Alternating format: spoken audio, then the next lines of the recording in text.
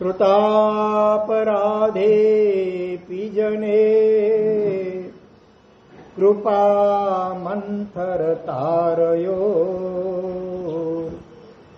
ઈસદ બાષ્પાર્દ્રયોર્ભદ્રમ શ્રી વીરજિનને ત્રયો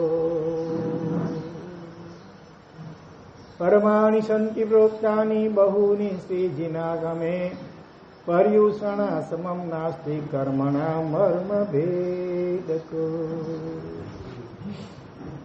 જગતના જીવ માત્ર સાથે મૈત્રી અને પ્રેમ ભર્યો સંબંધ પ્રસ્થાપિત કરવાનો પવિત્ર સંદેશ લઈને મહામંગલકારી પર્વાધિરાજ પર્યુષણ મહાપર્વ પધાર્યા. આજે એનો બીજો દિવસ. ગઈકાલે આપણે પર્વાધિરાજમાં અવશ્ય કરવા યોગ્ય એવા 5 કર્તવ્યો પૈકીના શરૂઆતના 2 કર્તવ્યોની વિચારણા કરી. કે આ 2 કર્તવ્યો, પહેલું કર્તવ્ય અમારી પાલન અને બીજું હતું સાધર્મિક વાત્સલ્ય. આજે અત્યારે ત્રીજું અને કદાચ કહીએ તો સૌથી મહત્વનું કર્તવ્ય કે જે આ પર્યુષણ મહાપર્વનો પ્રાણરૂપ કર્તવ્ય કહેવાય છે અને એનું નામ છે પરસ્પર ક્ષમાપના. એની આપણે આજે કંઈક વિચારણા અત્યારે કરવાની છે. શરૂઆતમાં જે હું શ્લોક બોલ્યો એમાં કલિકાલ સ્વરૂપ હેમચંદ્રાચાર્ય ભગવંતે યોગશાસ્ત્રના મંગલાચરણમાં આપણને આશીર્વાદ આપતા કહ્યું કે ભગવાન મહાવીર સ્વામીના આંખોમાંથી જિંદગીમાં એક જ વાર ટપકેલા એ કરુણાના અશ્રુ બિંદુઓ આપનું કલ્યાણ કરનારા થાઓ. ભગવાન મહાવીર સ્વામી મહાવીર કહેવાય. એમની આંખોમાંથી પણ જિંદગીમાં એક વાર આંસુ ટપક્યા હતા. ક્યારે ટપક્યા હતા? જ્યારે માતા પિતાનું અવસાન થયું ત્યારે ટપક્યા હતા.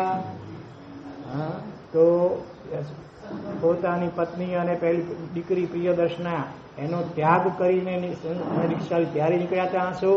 તો કે નહીં. તો ક્યારે આંસુ નીકળ્યા હતા કાંતિભાઈ? નથી ખબર. કેટલાને ખબર છે ભગવાન મહાવીર સ્વામી મહાવીર જે કહેવાય એ રડ્યા હતા. બોલો, એક વાર જિંદગીમાં, ફક્ત એક વાર. અને એ કેટલાને ખબર છે? આંગળી ઊંચી કરો. યોગેશભાઈ, રસિકભાઈ, પ્રેમજીભાઈ અને દીપેશભાઈ 4 થયા. પછી બીજા બસ નથી ખબર. આ બાજુ તો બધાને ખબર હશે ને ભાઈ. ભગવાન મહાવીર સ્વામી અને એ પણ પાછા દીક્ષા લીધા પછી રડ્યા હતા. જિંદગીમાં પહેલી ને છેલ્લી વાર. નથી ખબર? ખબર છે? આ બાજુ નથી ખબર કોઈને ભાઈ? નમો તુભ્યે જાણ અહમ ન જાણામી દસ ઈચ્છામી ઢોકર મારા થઈ બધ્યો સાથે બરોબર. હજી સંસારી જીવડા એ સીધા ઢીશુમ ઢીશુમ કરીને જાણો. ક્યારે રડ્યા હતા? ચરણજીભાઈ બોલો.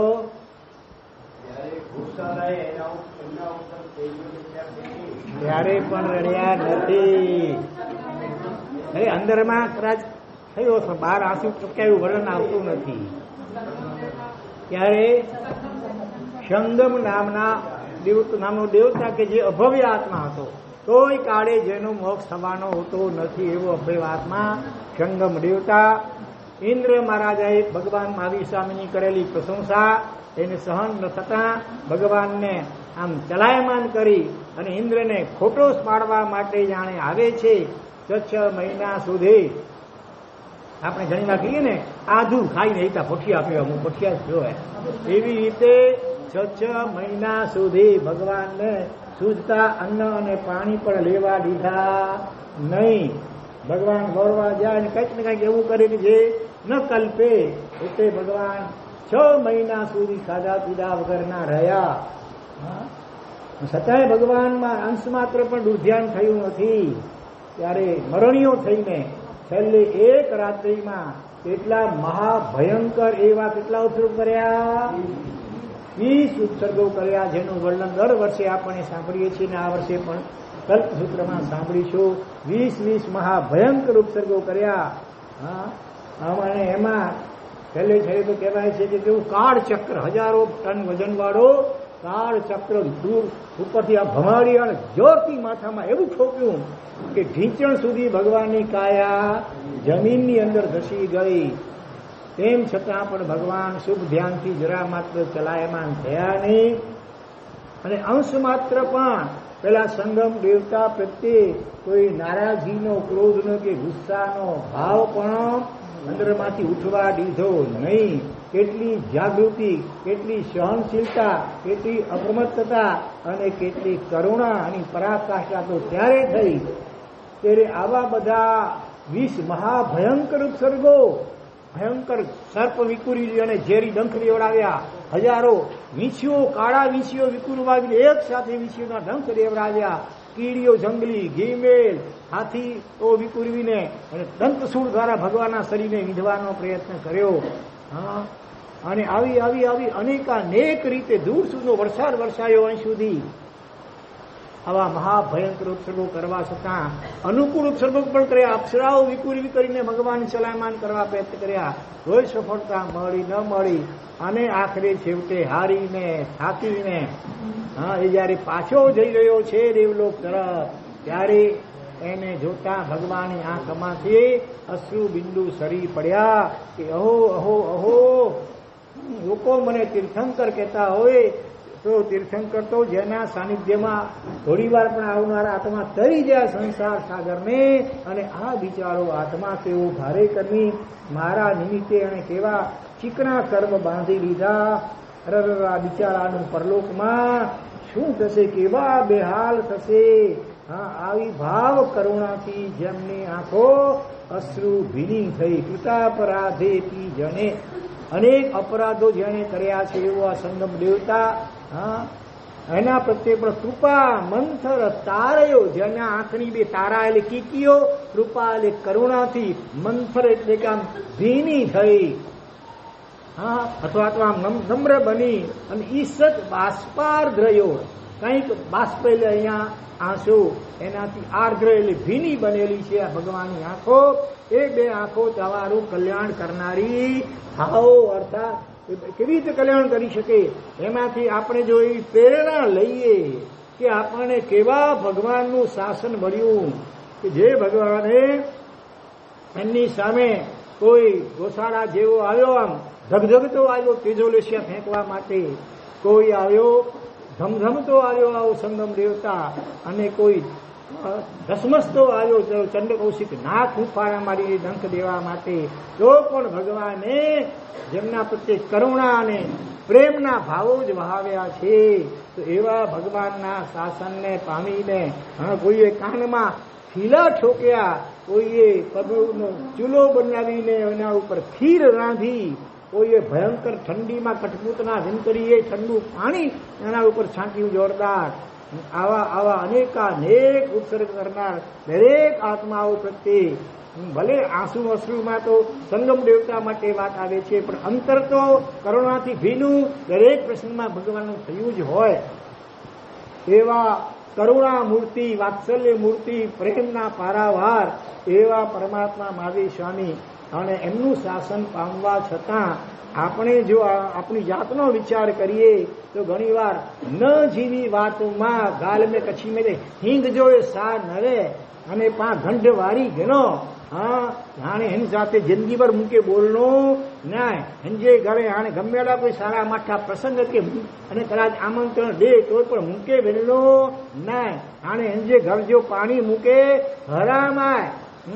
આને તો આમ એને કે બરાબર છડિયા નહીં, છડિયા બડી કે બડિયા પચોય તો કે ન છડિયા. હું જો ભલે જેટલી થેવારો હોય થીએ, भले कदाच कोर्ट में वकीले के ने जज के भले लांच देनी पे लखू ने करोड़ रुपया भले ने मुझे खर्चना पे पर इनके तो आम छड़िया ना इनके अपना बताई दिया कि कितनी वीसीए 100 थे थिए था।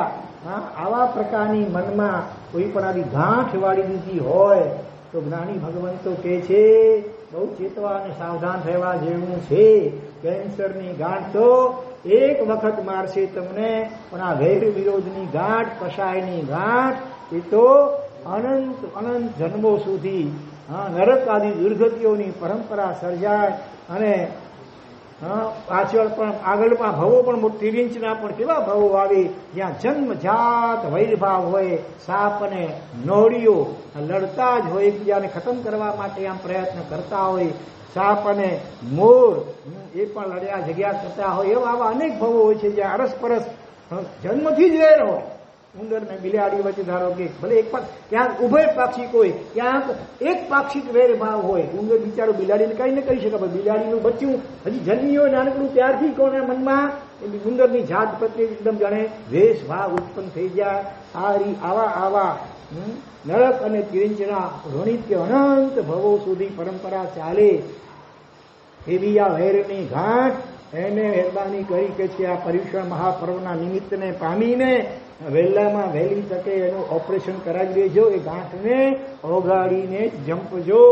નહીંતર કદાચ તમે માસક શમણ કે એથી મોટી પણ તપસ્યા 108 કે 180 ઉપવાસમાં કદાચ કર્યા હોય, કદાચ તમે મૌન પણ ધારણ કર્યું હોય 8 દિવસ કે એનાથી પણ વધારે, કદાચ તમે બીજી પણ લોજ કરાવ્યા હોય, કેટલા ભાગ્યશાળીઓ કરાવતા હોય, 64 પોરી ઔષધ વગેરે પણ કર્યા હોય, સાધર્મિક વાત્સલ્ય વગેરેમાં અને જીવદયા વગેરેમાં હજારો લાખો કરોડોના દાન પણ ભલે તમે આપ્યા હોય, અને કદાચ નિયમિત રીતે તમે ભગવાનની પૂજા સેવા કરતા હો, ત્રિકાળજીની પૂજા કરતા હો, તમે એક પણ પ્રવચન ચૂક્યા વિના સંપૂર્ણ કલ્પસૂત્ર ભલે પૂરેપૂરું સાંભળ્યું હોય, અને 8 દિવસના 16 ટન તમે પ્રતિક્રમણ વગેરે કર્યા હોય, દેશાવાસિક અને બીજા સામાયિક વગેરે પણ કર્યા હોય, કદાચ તમે કલ્પસૂત્ર તમને બોલીને તમારા ઘરે પધરાવેલ હોય, ભગવાનના પારણાને ઘરે પધરાવેલ હોય, અને આવા સત્કાર્યોમાં લાખો કરોડો રૂપિયા તમે ભલે ખર્ચ્યા હોય,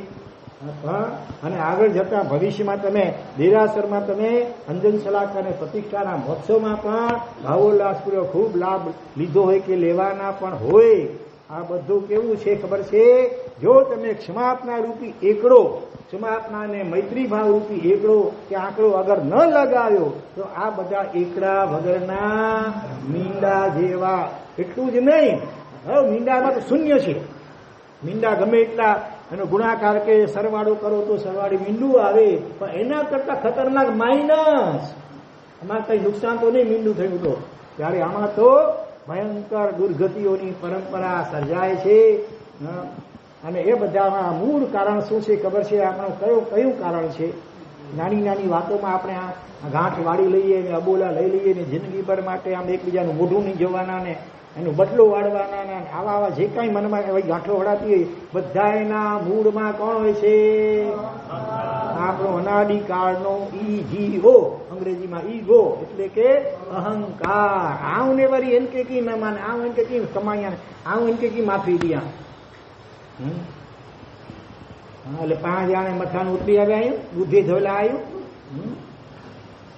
આમ પણ વ્યવહારમાં કહેવાય છે કે તાળી એક હાથે લગભગ ક્યારે પડતી હોતી નથી. આમ પડે તમે એટલો આવી જાઓ અવાજમાં, તાળી પડે ન પડે, તાળી 2 હાથે જ પડે.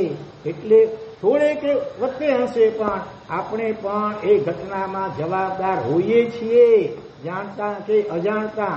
શરૂઆત ભલે કદાચ કોઈ સામી વ્યક્તિથી કોઈ ભૂલ થઈ હોય, અને પણ પછી તો આપણો પણ મનમાં શું કેવો ભૂસો ભરાયેલો હોય છે કે ટીટ ફોર ટેગ, જેવા સાથે તેવા થઈએ તો ગામની વચ્ચે રહીએ. આ આપણો સિદ્ધાંત. ભગવાન કે છે ભાઈ અનંતકાળ સુધી સંસારમાં દુર્ગતિઓમાં રખડ્યા જ કરવું હોય તો આ સિદ્ધાંત તમે ભલે અપનાવજો, પણ એ તો કોઈને આપણે દુઃખ તો જરાય ગમતું નથી. સામાન્ય કઈ આમ સહેજ આમ તાવ આવે કે કઈ પણ શરીરના કોઈ પણ હિસ્સામાં સહેજ તકલીફ થાય તો આપણે આકુડ વ્યાકુળ અને હાફડા ફાફડા થઈને ડોક્ટરો પાસે દોડી જઈએ છીએ. તો એની આગળ પછી આ નરકમાં ને નિગોદમાં ને તિરંજ ગતિઓમાં તો એવા મહાભયંકર રૂપો હોય છે. કેમ સહન થશે? અત્યારે આ ઈગોને કારણે, વટને કારણે જે વટ બહુ રાખે ને એને આમ કુદરત એનો પતંગ કટ કરતા વાર લાગે નહીં.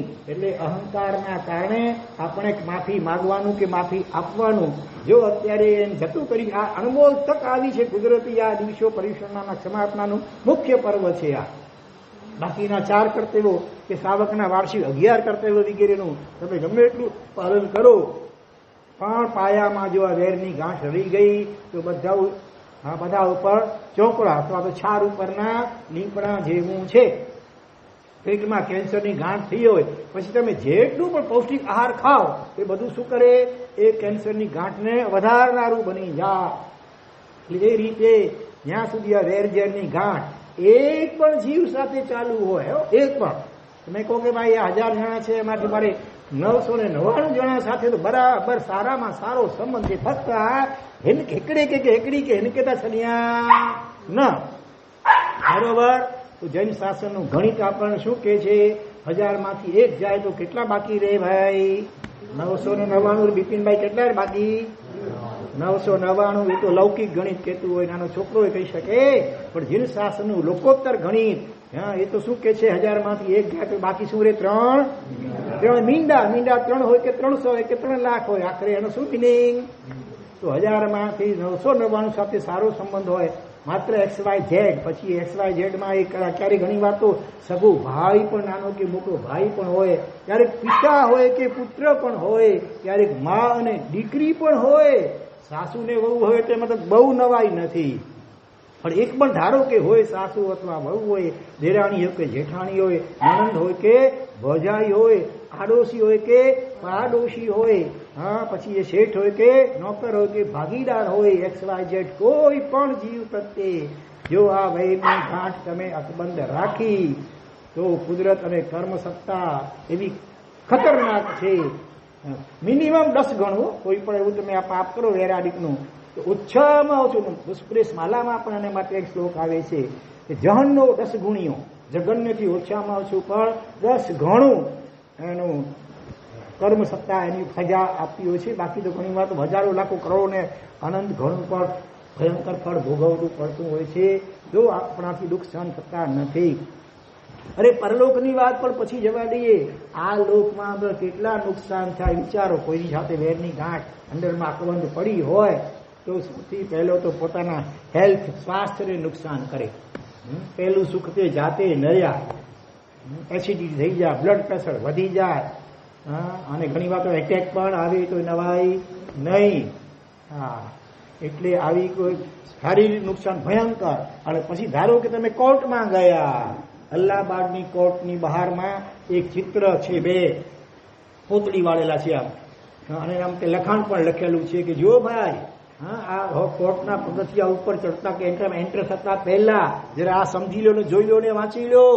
આ બંને જમીનદાર હતા, કરોડોપતિ હતા, પણ જમીનના કોઈ નાનકડા ટુકડાને માટે આપસમાં માથાકૂટ થઈ અને એ કોર્ટમાં કેસે ચડે એકબીજાની સામે, એમાં કરોડો રૂપિયા વેડફાઈ ગયા, ખર્ચાઈ ગયા, અને એટલું પોતાના ઘરનું ફર્નિચર સુદ્ધા વેચી નાખવું પડ્યું. કારણ કે વકીલ સુપ્રીમ કોર્ટ વગેરેમાં તો કેટલા લાખો રૂપિયા ખાલી એક હિયરિંગ, એક વખત. પછી કેસ આગળ વધે કે ન વધે, ખાલી સાબિયતી ના આવ્યો તો વળી તારીખો ઉપર તારીખો પડે તો પણ વધી. વકીલના તો 5 લાખ રૂપિયા એને આપવા જ પડે. તો આવી રીતે ઘણી વાર તો જજોને પણ આજકાલ તો એને પણ લાંચ આપવી પડતી હોય છે. એવા કિસ્સાઓ બહાર આવતા હોય છે, નથી આવતા? તો એ બધાની પાછળ ઘણી વાર હટને કારણે, અહંકારને કારણે છેવટે રૂપિયા ખલાસ થઈ જાય તો બેંકમાંથી કે બીજી પાસેથી ઉછીના ઉધારા લે અને એ ચૂકવી ન શકે એટલે દેવાનું પણ ફૂંકવાનો વારો આવે. ઘર વખરી બધી પણ વેચી નાખવી પડે.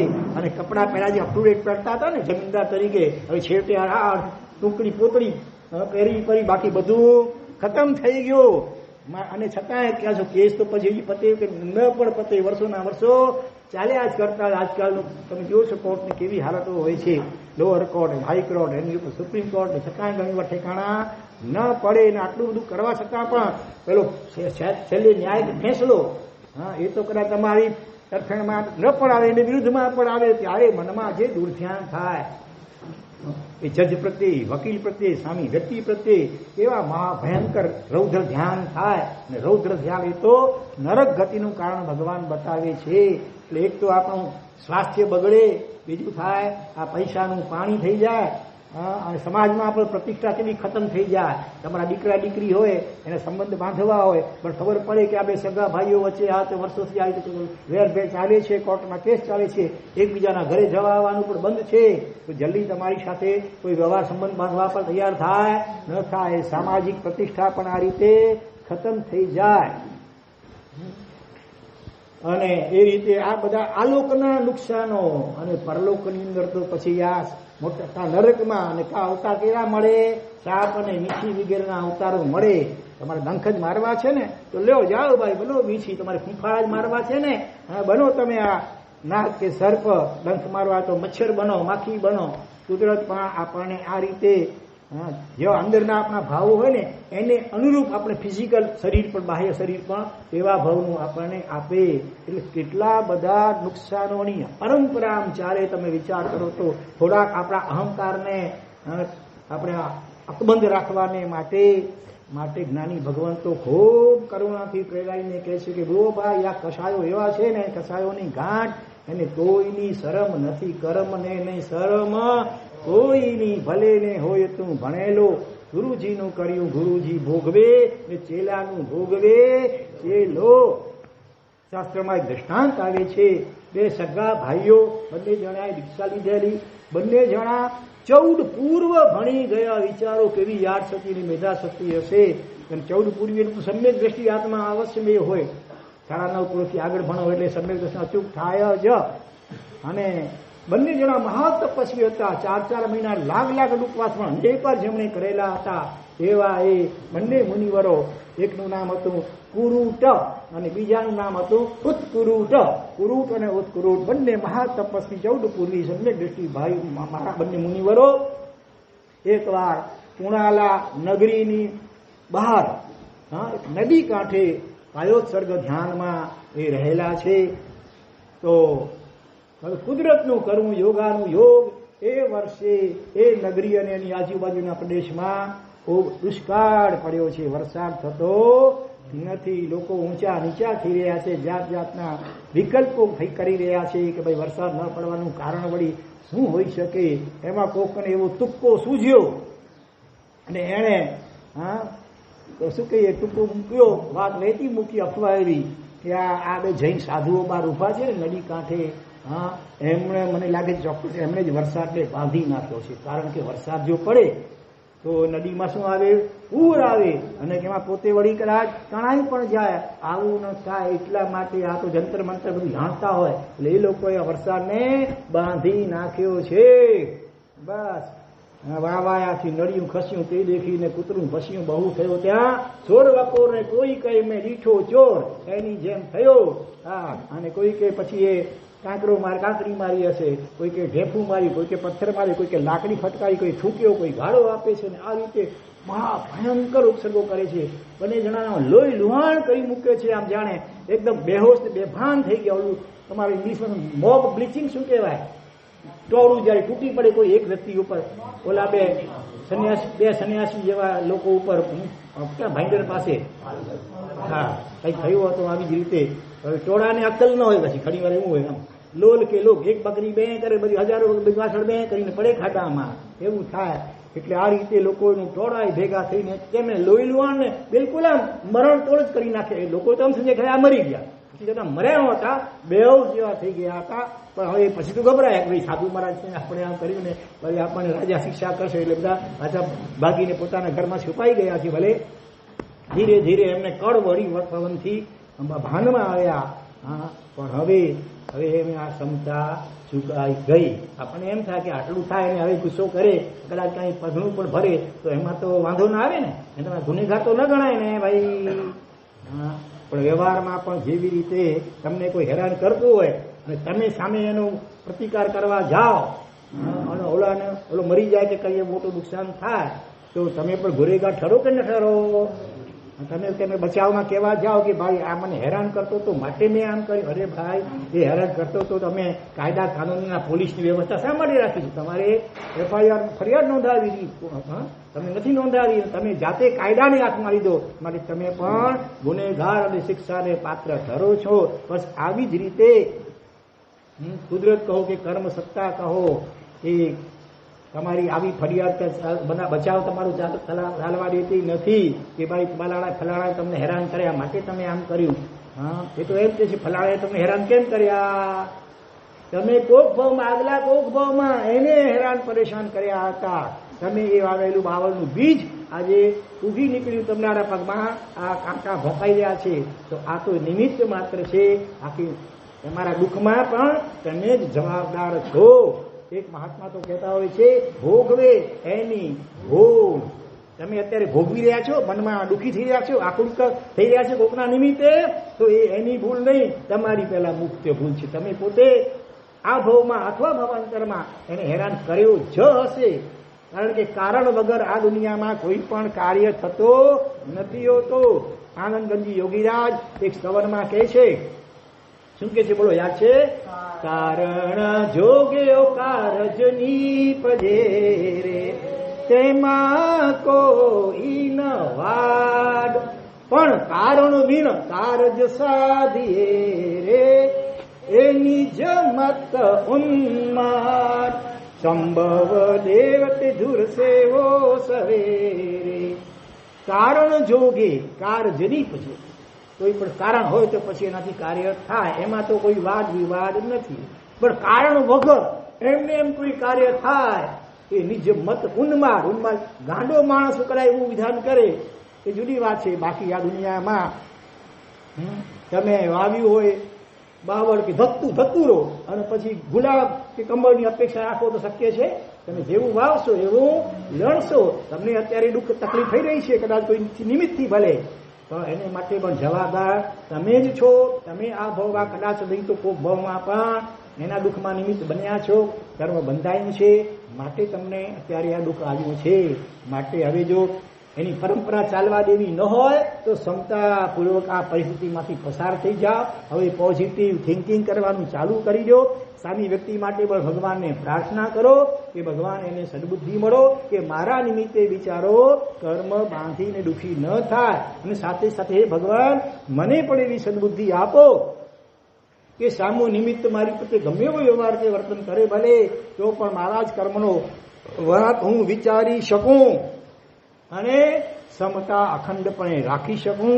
એના પ્રત્યે પણ શુભ ભાવના આંદોલનો વાઇબ્રેશન્સ મોકલાવી શકું. આવી સદબુદ્ધિ મને આપજો. આવી ભગવાનને શું કરવી જોઈએ? પ્રાર્થના કરવી જોઈએ. યાદ કરો સૈનિક મહારાજાને, અથવા પહેલા જરા પૂરું વાત કરી દઉં. એમણે ક્ષમતા ન ટકી પછી બંને જણાએ શું કર્યું ખબર છે? આમ તો લબ્ધિધારી મહાપુરુષ હતા, 14 પુરુષ હતા, મહા તપસ્વી હતા. લબ્ધિઓ હતી, લબ્ધિનો ઉપયોગ જ્ઞાનીઓ કે છે કરવો નહીં ક્યારેય પણ. તપસ્યા કે સાધના કરતા ગમે એવી લબ્ધિઓ સિદ્ધિઓ પ્રગટ થાય એનો ઉપયોગ માત્ર અપવાદ રૂપે શાસન રક્ષા માટે કે શાસનની મહાન પ્રભાવના માટે પુરસ્કૃત કરવું પડે અપવાદ રૂપે, તો જુદી વાત છે. બાકી ચમત્કાર દેખાડીને લોકોને આંજવા માટે, પ્રભાવિત કરવા માટે ઉપયોગ કરવા ગયા તો એ લબ્ધિ સીધી ચાલી પણ જાય, અથવા પરલોકમાં દુર્ગતિની પરંપરા પણ સર્જાઈ જાય તો નવાઈ નહીં, તમારું અધઃપતન થઈ જશે. તો અહીંયા લબ્ધિ હતી અને આવા મહાભયંકર ઉપસર્ગ થયા ને, ઘણી વાર થાય ને, આ પાંચ કી ભેગાડ્યો ને સટાઈ મૂકી કો હેરાન કરે. તો આપણે કંઈક કરીએ ને પછી એ કંઈક સમજ્યા, પણ આપણે તો ક્યારેય કંઈ કરતા હોતા જ નથી, બરાબર ને? આપણે તો ક્યારેય કોઈનું કંઈ બગાડતા હોતા જ નથી. એકાંત વાર છે ત્યાં, બરોબર ને? હા, ત્યાર વાત તો સામે માટે છે. હા, કચ્છી મેં कुछ खबर है, हलदल ढगे के करो खाली जगह पूरो हलदल ढगे के करते वाजे आर हणे आर એટલે પેરોમાં ઘોંચ કર્યા કરી પાછળથી આમ તો તમે દુખે ને ઉઈ લત મારે. બળદ બરાબર ચાલતો હોય, સારી રીતે ઝડપથી આમ ચાલતો હોય, અને છતાં ઘડી આમ બસ ટેવ પડી ગયો અને મારવાનું ને પરાણો ઘોંચવાનું, તો એ ક્યારેક લાત મારી દે. પીને કઈ દાવો પાછી સીધે રસ્તે હલડાવો ને પણ, અને છતાં ઘડી પીઓ આડાઈ કરે પાસે ને પાછી ચીકા નિંદા કરે. કે 500 કેવો ખપે કે ન કેવો ખપે ભલા? હા, અને કોઈ 5 કિંમત પગલા ભરી વ્યાજબી ચવા જાય ને ચવા જાય, 5 દ્રષ્ટિએ વ્યાજબી ચવા જાય. કુદરત के कर्म सत्ताजी कोर्ट में व्याजी घना जे हाँ, कुदरत नहीं अगर रुकी खोटो कहते ना सामी व्यक्ति कुदरत जे कोर्ट में तो पूरी व्यवस्था हेतेता मारू गुनो करीने पर लांच रुसू दईने छूटी विनाय, बरोबर ने? हाँ, पोलीस ने लांच आपी दे, वकील ने, जज ने लांच आपीने गुનેગાર માણસ પણ નિર્દોષ સાબિત થઈ જાય, પણ કુદરતી કર્મ સત્તાની કોર્ટમાં હજી સુધીમાં અનંતકાળમાં એકે એવો દાખલો જ્ઞાનીઓમાં ક્યાંય નોંધાયો નથી કે ભાઈ ગુનેગાર હતો ને છતાં એ નિર્દોષ છૂટી ગયો. ગુનેગારને અવશ્ય બે કુદરતમાં દંડ બરાબર થાય ને થાય જ, એમાં મીન મેકનો ફેરફાર નહીં.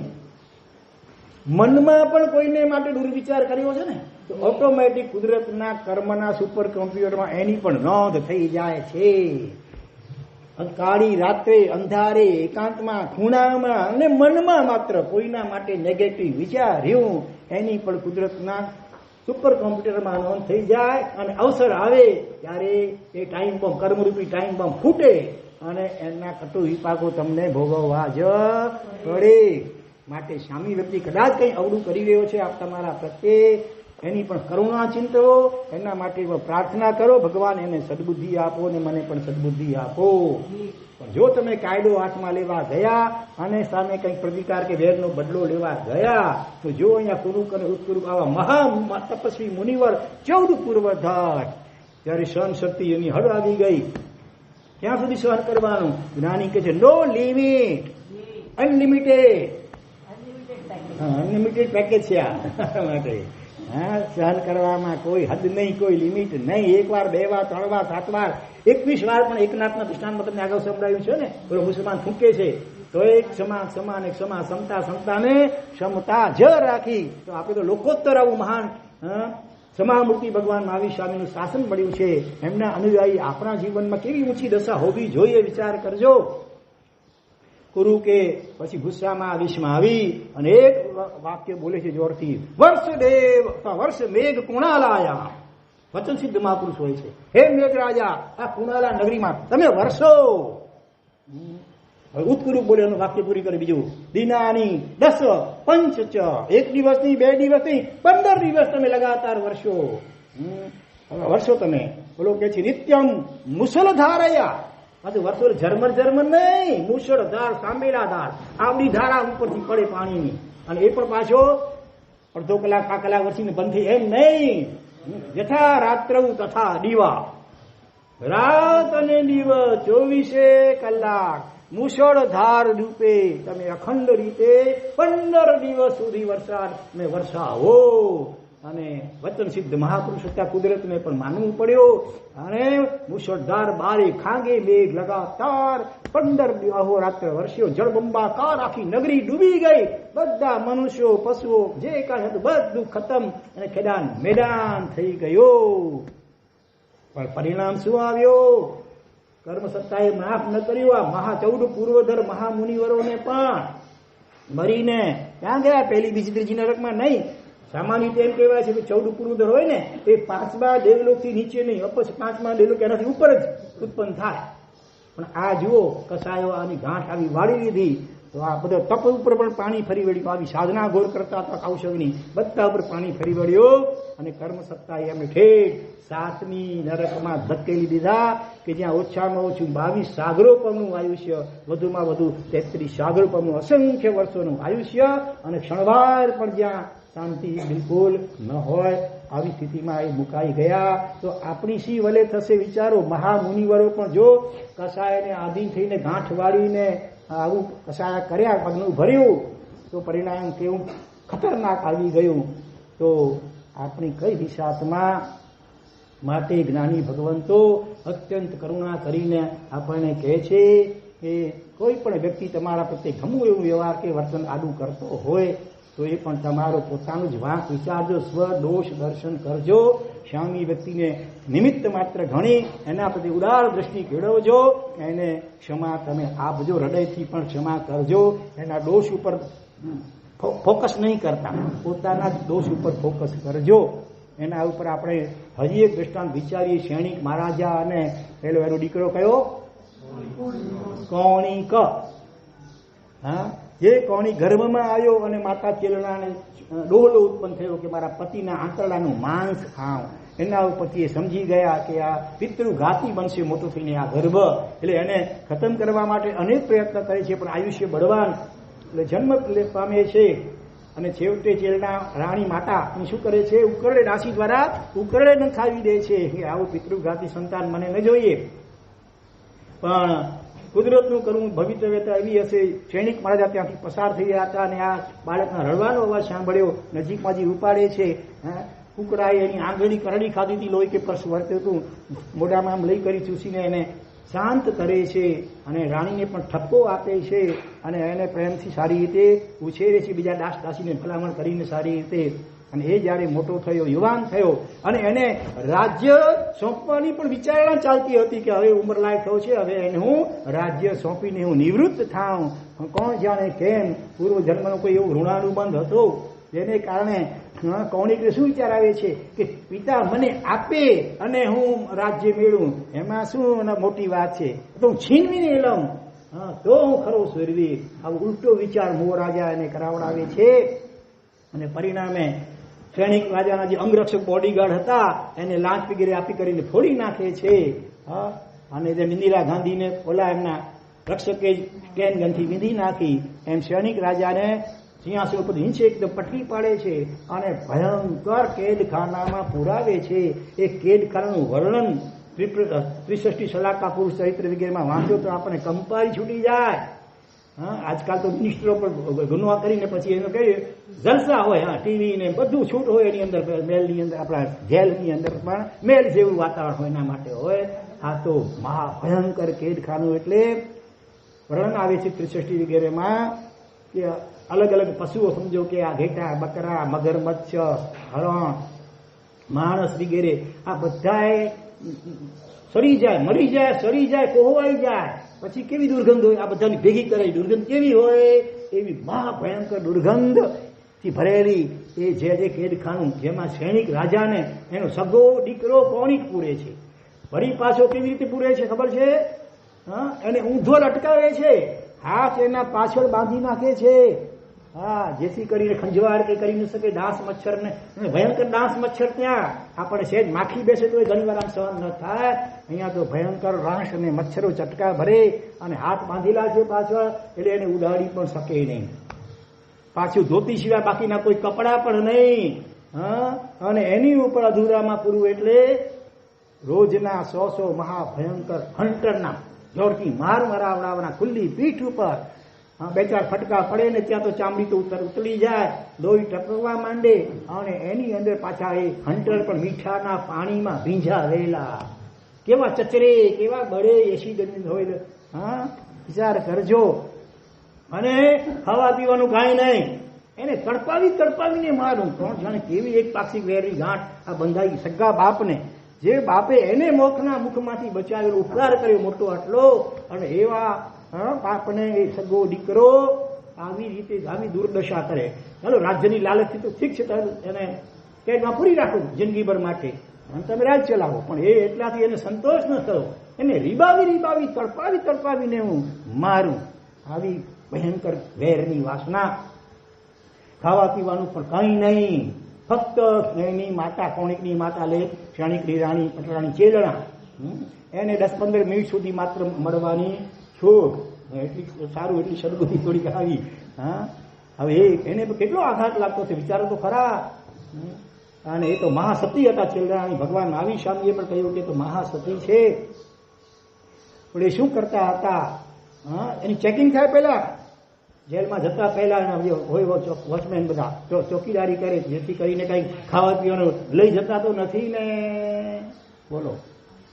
તો રાણી શું કરતા હતા, સ્નાન કરી અને વાળ બહુ લાંબા મોટા, ભીંજાયેલા વાળ એનો અંબોળો વાળી દે અને અંદરમાં અડદના દાળનું વડું એક મોટું અંદર નાખી દે. વડામાં શક્તિ હોય ને, અડદમાં શક્તિ હોય, પણ એક જ વડું કેટલું છુપાવી શકે છે.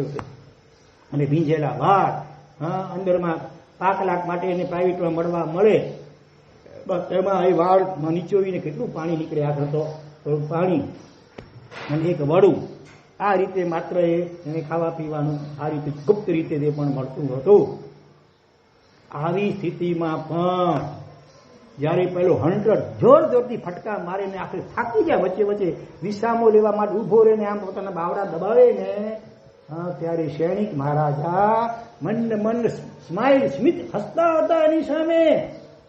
પેલો જેલર પણ આશ્ચર્યચકિત થઈ ગયો ને હાથ જોડીને માફી માંગતા કહે છે, માફ કરજો માલિક, આ પાપી પેટને ખાતર મારે આવું પાપ ભયંકર કરવું પડે છે.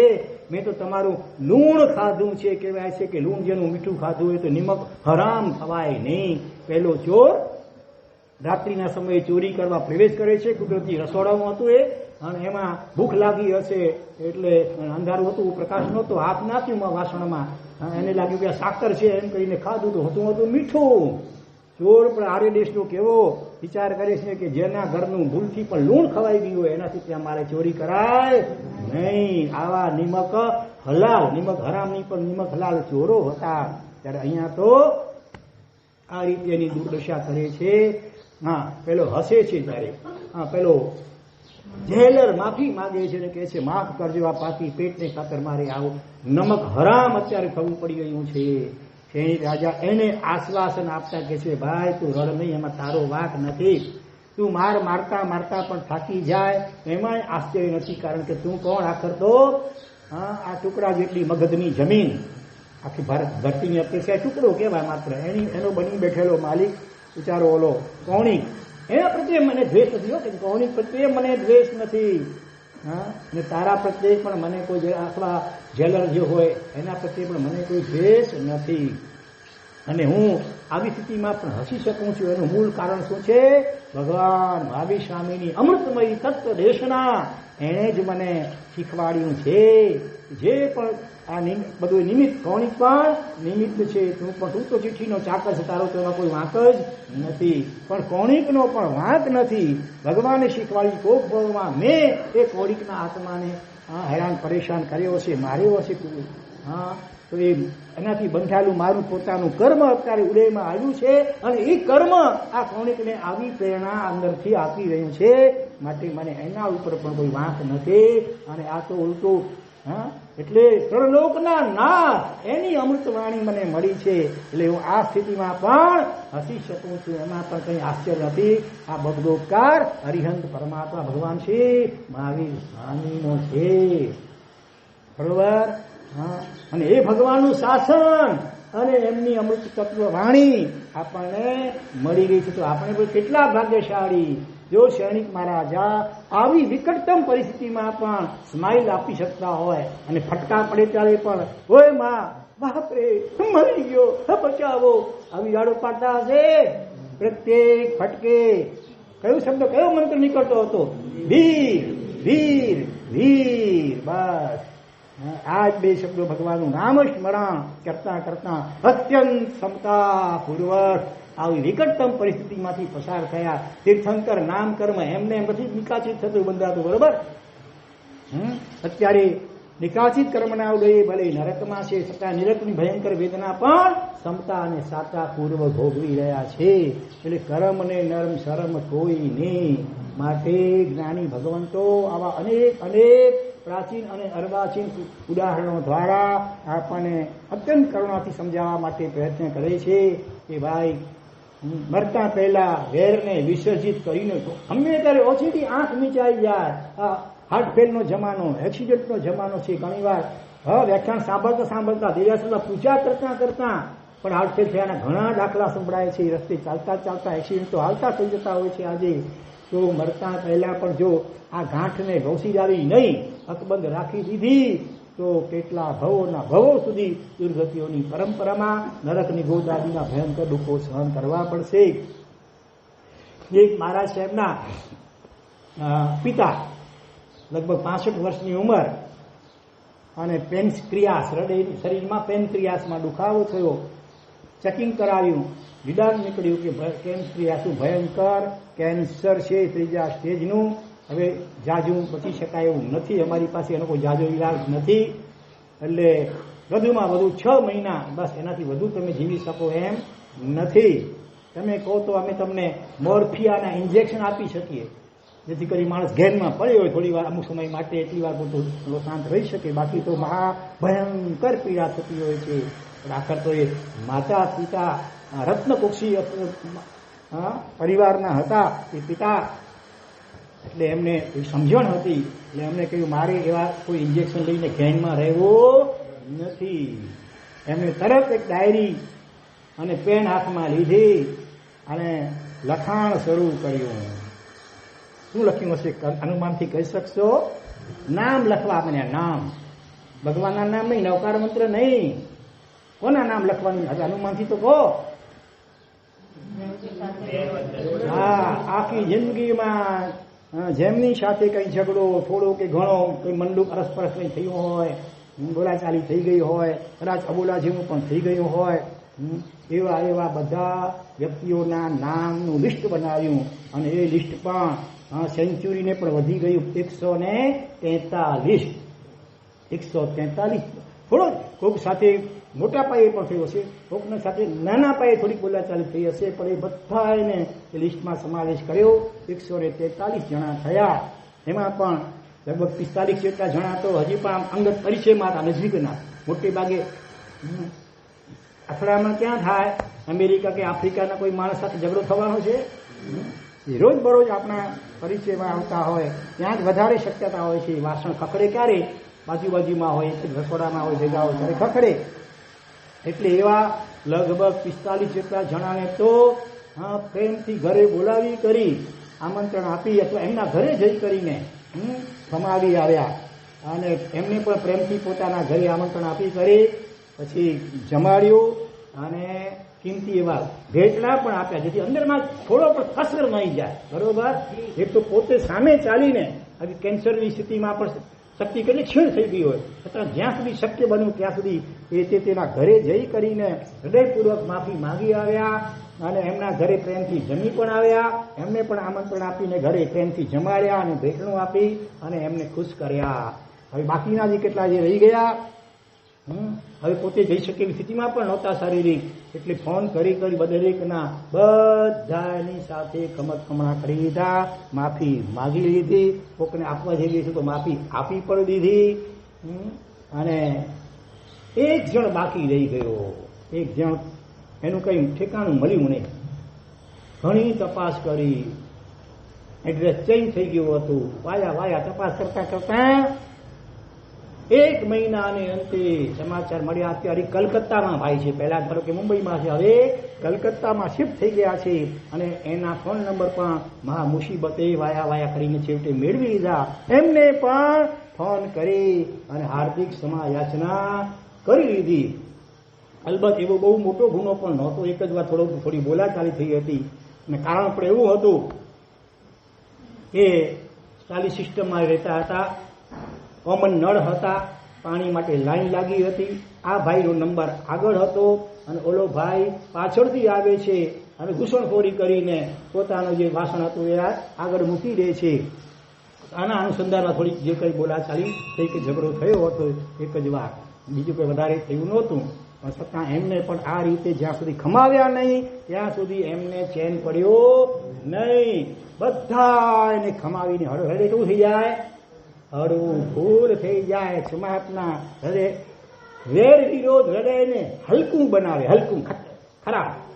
અને ક્ષમાપના હૃદયને હળવું બનાવે. હલકું બનાવવું છે કે હળવું બનવું છે? ભાઈ શું થવું છે? જો હૃદયને હળવું બનાવવું હોય તો આ વેરની ગાંઠનો ટોપલો બોજો ગાંઠડી મોટી બાંધીએ માથા ઉપર, એને વહેલી તકે એનું વિસર્જન કરી દેવા જેવું છે. નહીતર મુલ્લા નસરુદ્દીન જેવી હાલત થાય. મુલ્લા નસરુદ્દીન ગધેડા ઉપર બેઠા હતા અને એની સાથે સામાનનું પોટલું હતું મોટું જરા, એને ક્યાં રાખે છે? પોતાના માથા ઉપર રાખે છે. કોઈ કે પછી અલ્યા મુલ્લા તમે શું કરો છો? તો બિચારા ગધેડો બિચારો કેટલો ભાર સહન કરી શકે, એટલા માટે આ પોટલાને મારા માથે મૂકું છું. એને ખબર નથી કે ભાઈ આખા તો બધું ભાર તો છેવટે ગધેડા ઉપર જ જાય છે. તો આ વેરના ગાંઠલા પોટલા લઈને જવું છે. પછી ગીત મેં પણ છે ખબર હે? હેલી ના વેંધે દેઠો ન કોઈ મથે ગઠડી બંધે ને ઈજ હલ્યા રેનબો મેળે ઈજ છડે ને વેંધે દેઠો ન કોઈ મથે ગઠરી બંધે ને.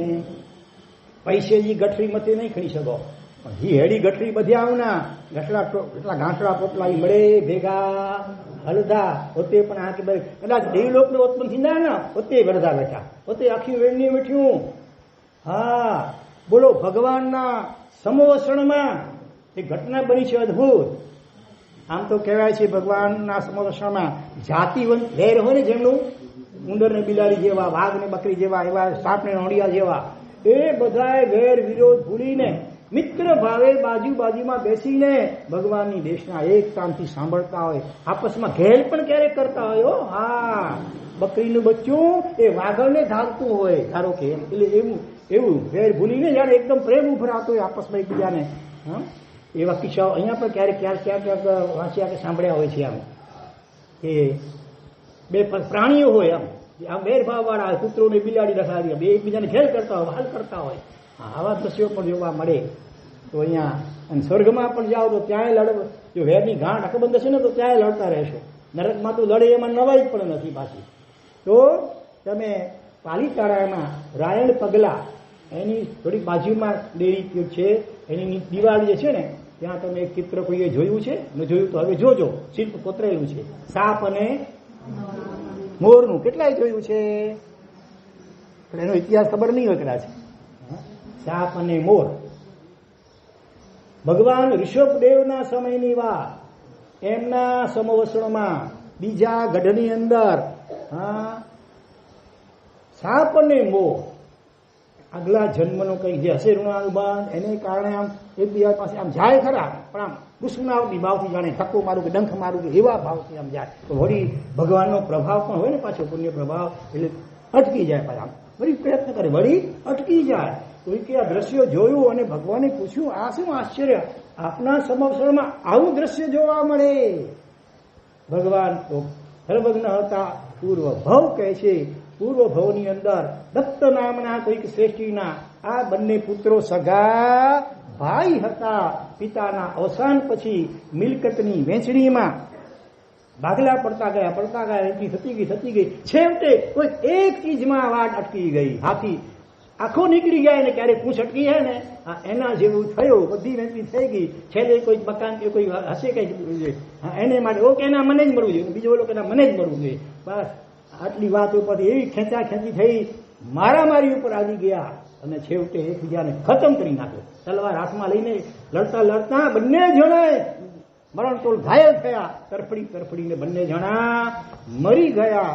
મરી કરીને નરકની અંદર નારકી તરીકે ઉત્પન્ન થયા. ત્યાં એક જ નારકીમાં પાછા, અને ત્યાં પણ આ મોટા ભાગના નારકીઓ લડ્યા જ કરતા હોય. પણ આમાં તો આવા જન્મજાત વેરવાળા, એટલે એકબીજાને સતત માર્યા જ કરે.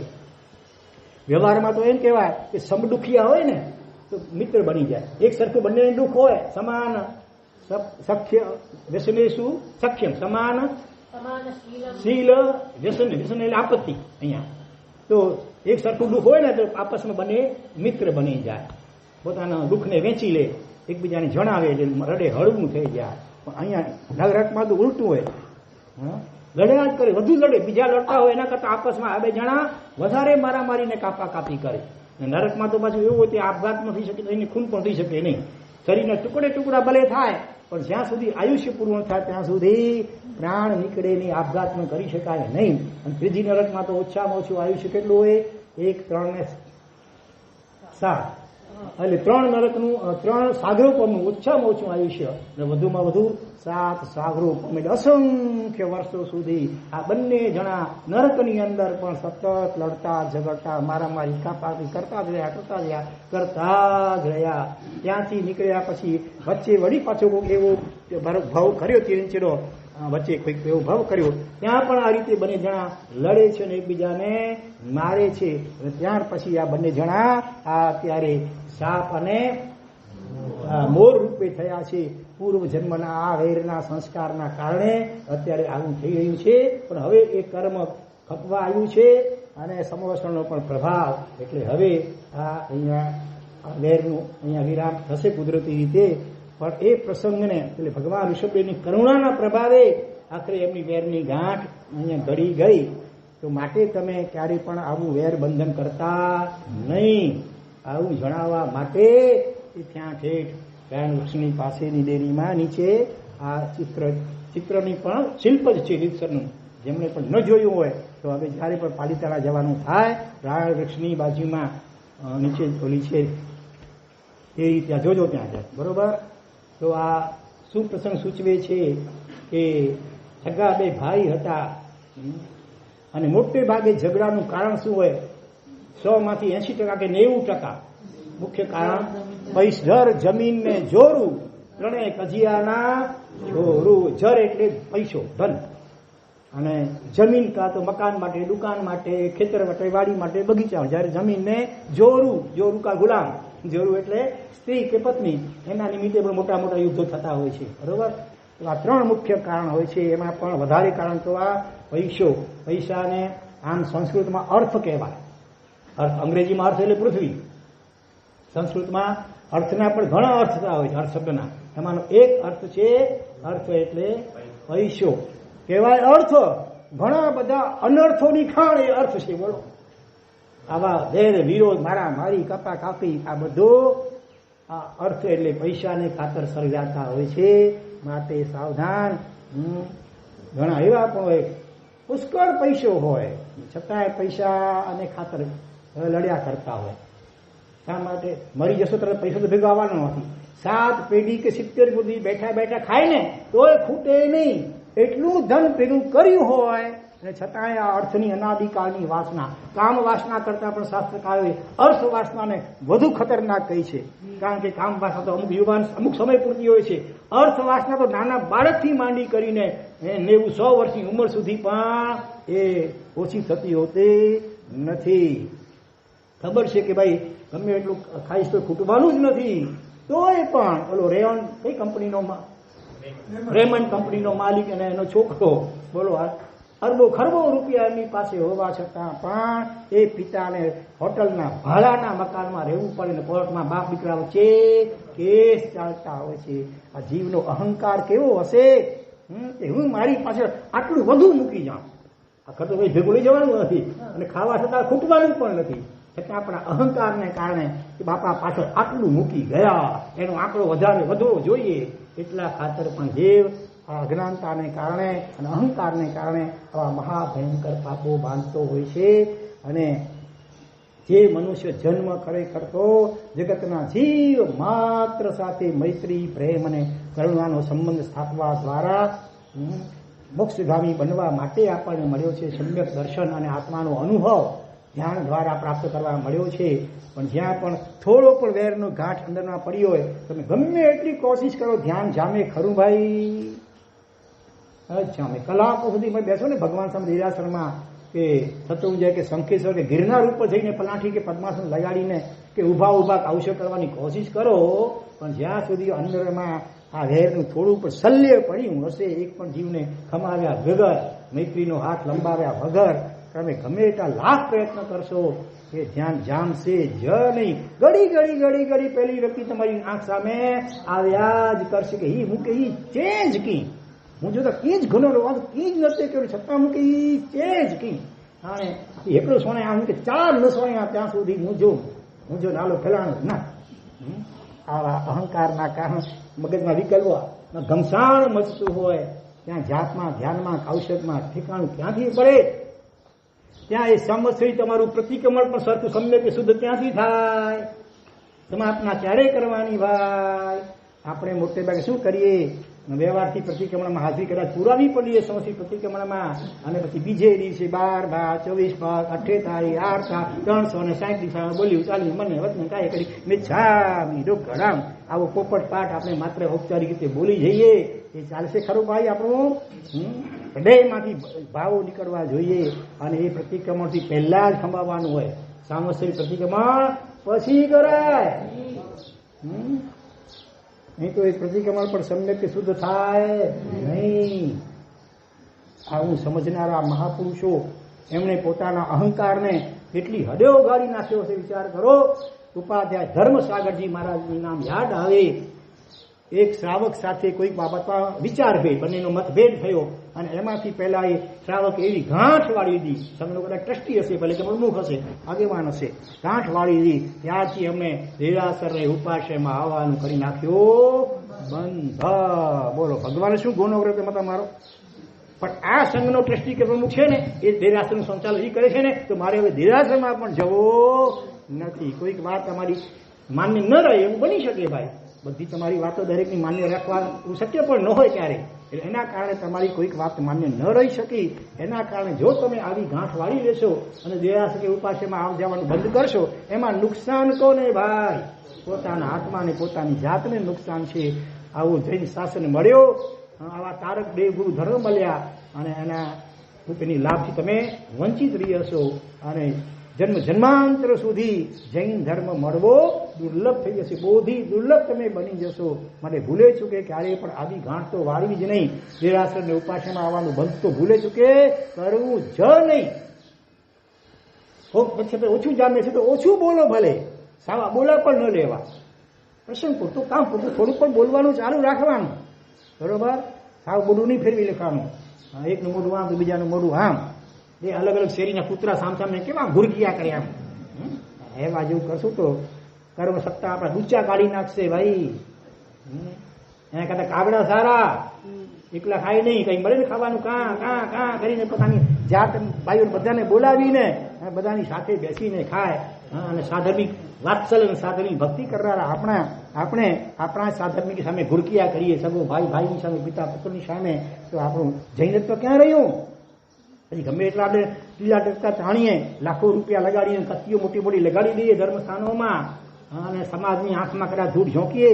કુદરતને કર્મ સત્તાની આંખમાં કોઈ ધૂળ હજી સુધી ઝોંકી શકે એવો એક પણ દાખલો બન્યો નથી. માટે ગમે એવું બની જાય, દેરાસરને ઉપાશ્રયમાં આવવાનું ભૂલે ચૂકે બંધ કરવાનું નહીં. આપણા સાહેબજી ઘડી ઘડી યાદ આવે આપણને, કેવા ક્ષમાશીલ ને મૂર્તિ હતા. મૌત જિનાલયનો જોરદાર કોઈ વિરોધ કરતું હોય, પત્રિકાઓ છપાવે. અરે છરી પાટો સંઘ જબલપુરમાં જયારે પહોંચ્યો હતો ને, ત્યારે એક ભાઈ ઉભા થયા, હજારોની સંખ્યા, મોટું શહેર, આજુબાજુના ગામોમાંથી આવીને 1000 તો યાત્રિક હતા અને કેટલા કાર્યકર્તા વગેરે. અને એ વિરાટ સભાની અંદર કચ્છના જે સંઘના નામ નથી લેતું ભલે, એ ભાઈ ઉભા થયા અને લગભગ 15 થી 20 મિનિટ સુધી, હકીકતમાં તો એ વખતે અનુમોદના કરવાનો પ્રસંગ હોય ને, સંતપતિએ આટલો લાભ લીધો, યાત્રાળુ વાળી તપસ્યા આટલા વિહારો કરે છે, આરાધનાઓ ઘણી અનુમોદના કરવાની હોય. એની જગ્યાએ ભાઈ એ વિષય તો બિલકુલ પડખે રાખી કરી અને 72 જિનાલયની વિરુદ્ધમાં એકદમ એલ ફેલ બોલવા લાગી ગયા. જાહેરમાં સાહેબની હાજરીમાં, 67 ઠાણા સાધુ સાધી ભગવંતોની હાજરીમાં બધા સાધુ સાધી આમ ઊંચા નીચા થવા લાગ્યા કે આ શું બોલી રહ્યા છે. સાહેબની સામે નજર કરીને ઠંડે કલેજો, ચહેરા ઉપર સહેજ આછી પાતળી પણ કોઈ ગુસ્સાની કે રેખા પણ નથી. એક પણ ઠંડે કલેજે બેસીને આમ સાંભળી રહ્યા છે. જેટલું બોલવું હતું એટલું બોલવા દીધું. તો ગચ્છાધિપતિ હતા, એક રોક ને રોક નીકળી, હે ભાઈ વીરો બેસી જવું પડે એટલે બેસી જવું પડે. અથવા પોતે ન કે કોઈ બીજા કાંઈ ઇશારો કરે બેસાડી દો, તો બેસી જવું પડે કે નહીં? સાહેબે આવું કશું જ ન કર્યું. એટલા ઠરેલા, ધીર અને ગંભીર આપણા ગુરુદેવ આપણને મળ્યા. અને એમના સંતાનો કે ભક્તો સેવકો આપણે નાની નાની વાતમાં બાય ચડાવી દઈએ, ઘુરકિયા કરીએ. અને હા ही ऊँधो तांग में कहन घर में कहन संघ में कहन सजो कमिटी में कही ने कहा हाँ न ससने वहू तो क्यारेक चेंज हजी समझ्या कदाच એ નથી ખપે. પણ આપણે સંઘના કાર્યકર્તા થઈને આવી ગાંઠ વળી લઈએ કે કા એમ કમિટીમાં આવું ને કા ઈ ન, તો એ પણ બરાબર ગાજબી ગણાય નહીં. તો અહીંયા પેલા ભાઈ એવી ગાંઠ વાળી હતી કે દેરાસર ઉપાસનામાં બંધ કરી નથી આવવા જવાનું. એમ કરતા અરે હા વાત નીકળે. હા પછી એ બોલીને પછી ઠરી ગયા. કેટલું બોલે, આખરે તો મારે થાકે ને બોલતા નથી. તો બેસી ગયા પૂરું બોલીને. ત્યારે સાહેબે વિથ સ્માઇલ, સૈનિક રાજાની જેમ સ્માઇલ સાથે આમ પેલાને કહે છે, ભાઈ તમારું નામ શું? ફલાણું નામ જરા કીધું એને. અને ઓ તમે રામ ફલાણું, ઓ તમે ફલાણાના દીકરા, તમારા પિતાજીએ તો આવા દેરાસર વગેરેના કાર્યમાં કેટલો ખૂબ લાભ લીધો છે. તમને અનુકૂળતાની ભાવના હોય તો લાભ લેજો, નહીં તો કોઈ આગ્રહ નથી હો. બસ આટલા 2 મીઠા વાક્યો કહીને છંડ વેચી દે ના પાણી પામો પેટ્રોલ આગને છંડ વેધા. અને પછી બસ જે અત્યારનો વિષય હતો સંઘનો, બસ એને અનુરૂપ પછી વક્તવ્ય સાહેબ સરસ મજાનું આપ્યું. વડો એ તો થવા જાય, કોઈ પણ સંઘ જેવો વડ ગચ્છાધિપતિ કેટલું પેટ મોટું વિશાળ હૃદય રાખવું પડે.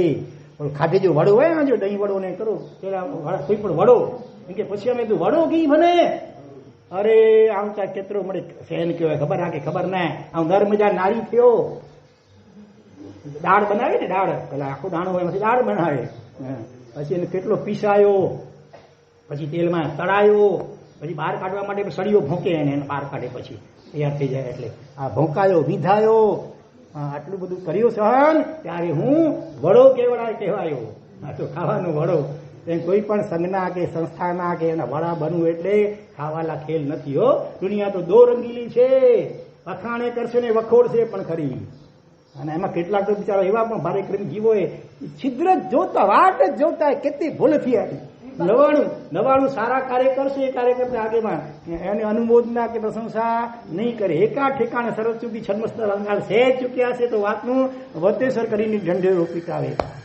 આપણે એવા જીવોનું પણ નફરત નથી કરવાની એની પર કરુણા ચિંતવવાની છે ભગવાન એવા જીવોને પણ સદબુદ્ધિ આપે અને કર્મ બંધ કરતા બિચારા અટકે હવે આમ બન્યું એવું પાખી આવી ગઈ ચોમાસી આવી ગઈ ચોમાસું ચાલતો હતો જોકે અને સંવત્સરી આવી બધાને એમ હતું કે હવે તો પર્યુષણના દિવસો આવ્યા હવે તો ભાઈ 8 દિવસ તો આવશે પર્યુષણનો પહેલો દિવસ છે આજે આવ્યો આખી સભામાં બધી ઠેકાણ નજર ફેરવામાં આવી પહેલા ભાઈ ન દેખાયા તે ન જ દેખાયા ભલે કદાચ ઘરે પ્રતિક્રમણ કરતા પણ હોય તો એ પ્રતિક્રમણ સમ્યક થાય ખરું એનું ન જ થાય ભલે ને 28 ઘરે બેસીને કરતા હોય 28 લેખે લાગે ન જ લાગે બીજો દિવસ ત્રીજો દિવસ સપનાનો દિવસ ત્યારે તો આવું છે ને બીજાના વિશે 22 જન્મ વાંચન હોય હા આપણે 6 સભા ભરાઈ હોય નહીં તે નહીં બસ વચમાં કોઈ કે સમજાવવા પ્રયત્ન પણ કર્યા છે ઘરે જઈને પણ અહીં એટલે નહીં એમ કરતા છેલ્લો સંવત્સરીનો દિવસ આવી ગયો 12 સૂત્ર વાંચન ચાલુ છે ત્યાં પણ પહેલા ભાઈ તો ન જ દેખાયા તે ન જ દેખાયા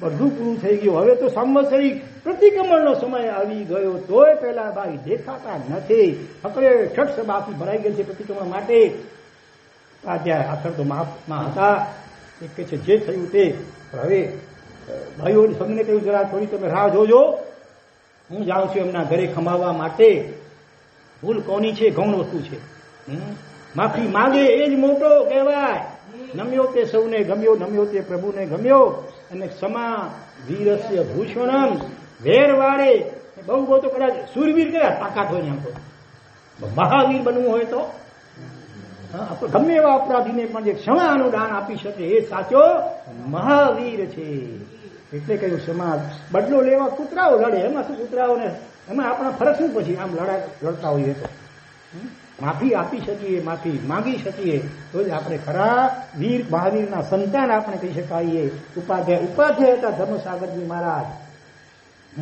જાય છે દૂરથી આમ જુએ છે ગાડિયામાંથી આવી રહ્યા છે તો એ ઉભો થતો પેલો શ્રાવક સામે આવતા નથી છેવટે પાછળના દરવાજે ક્યાંથી પણ અંદર પહોંચી જાય છે મારા સાહેબ અંદર હા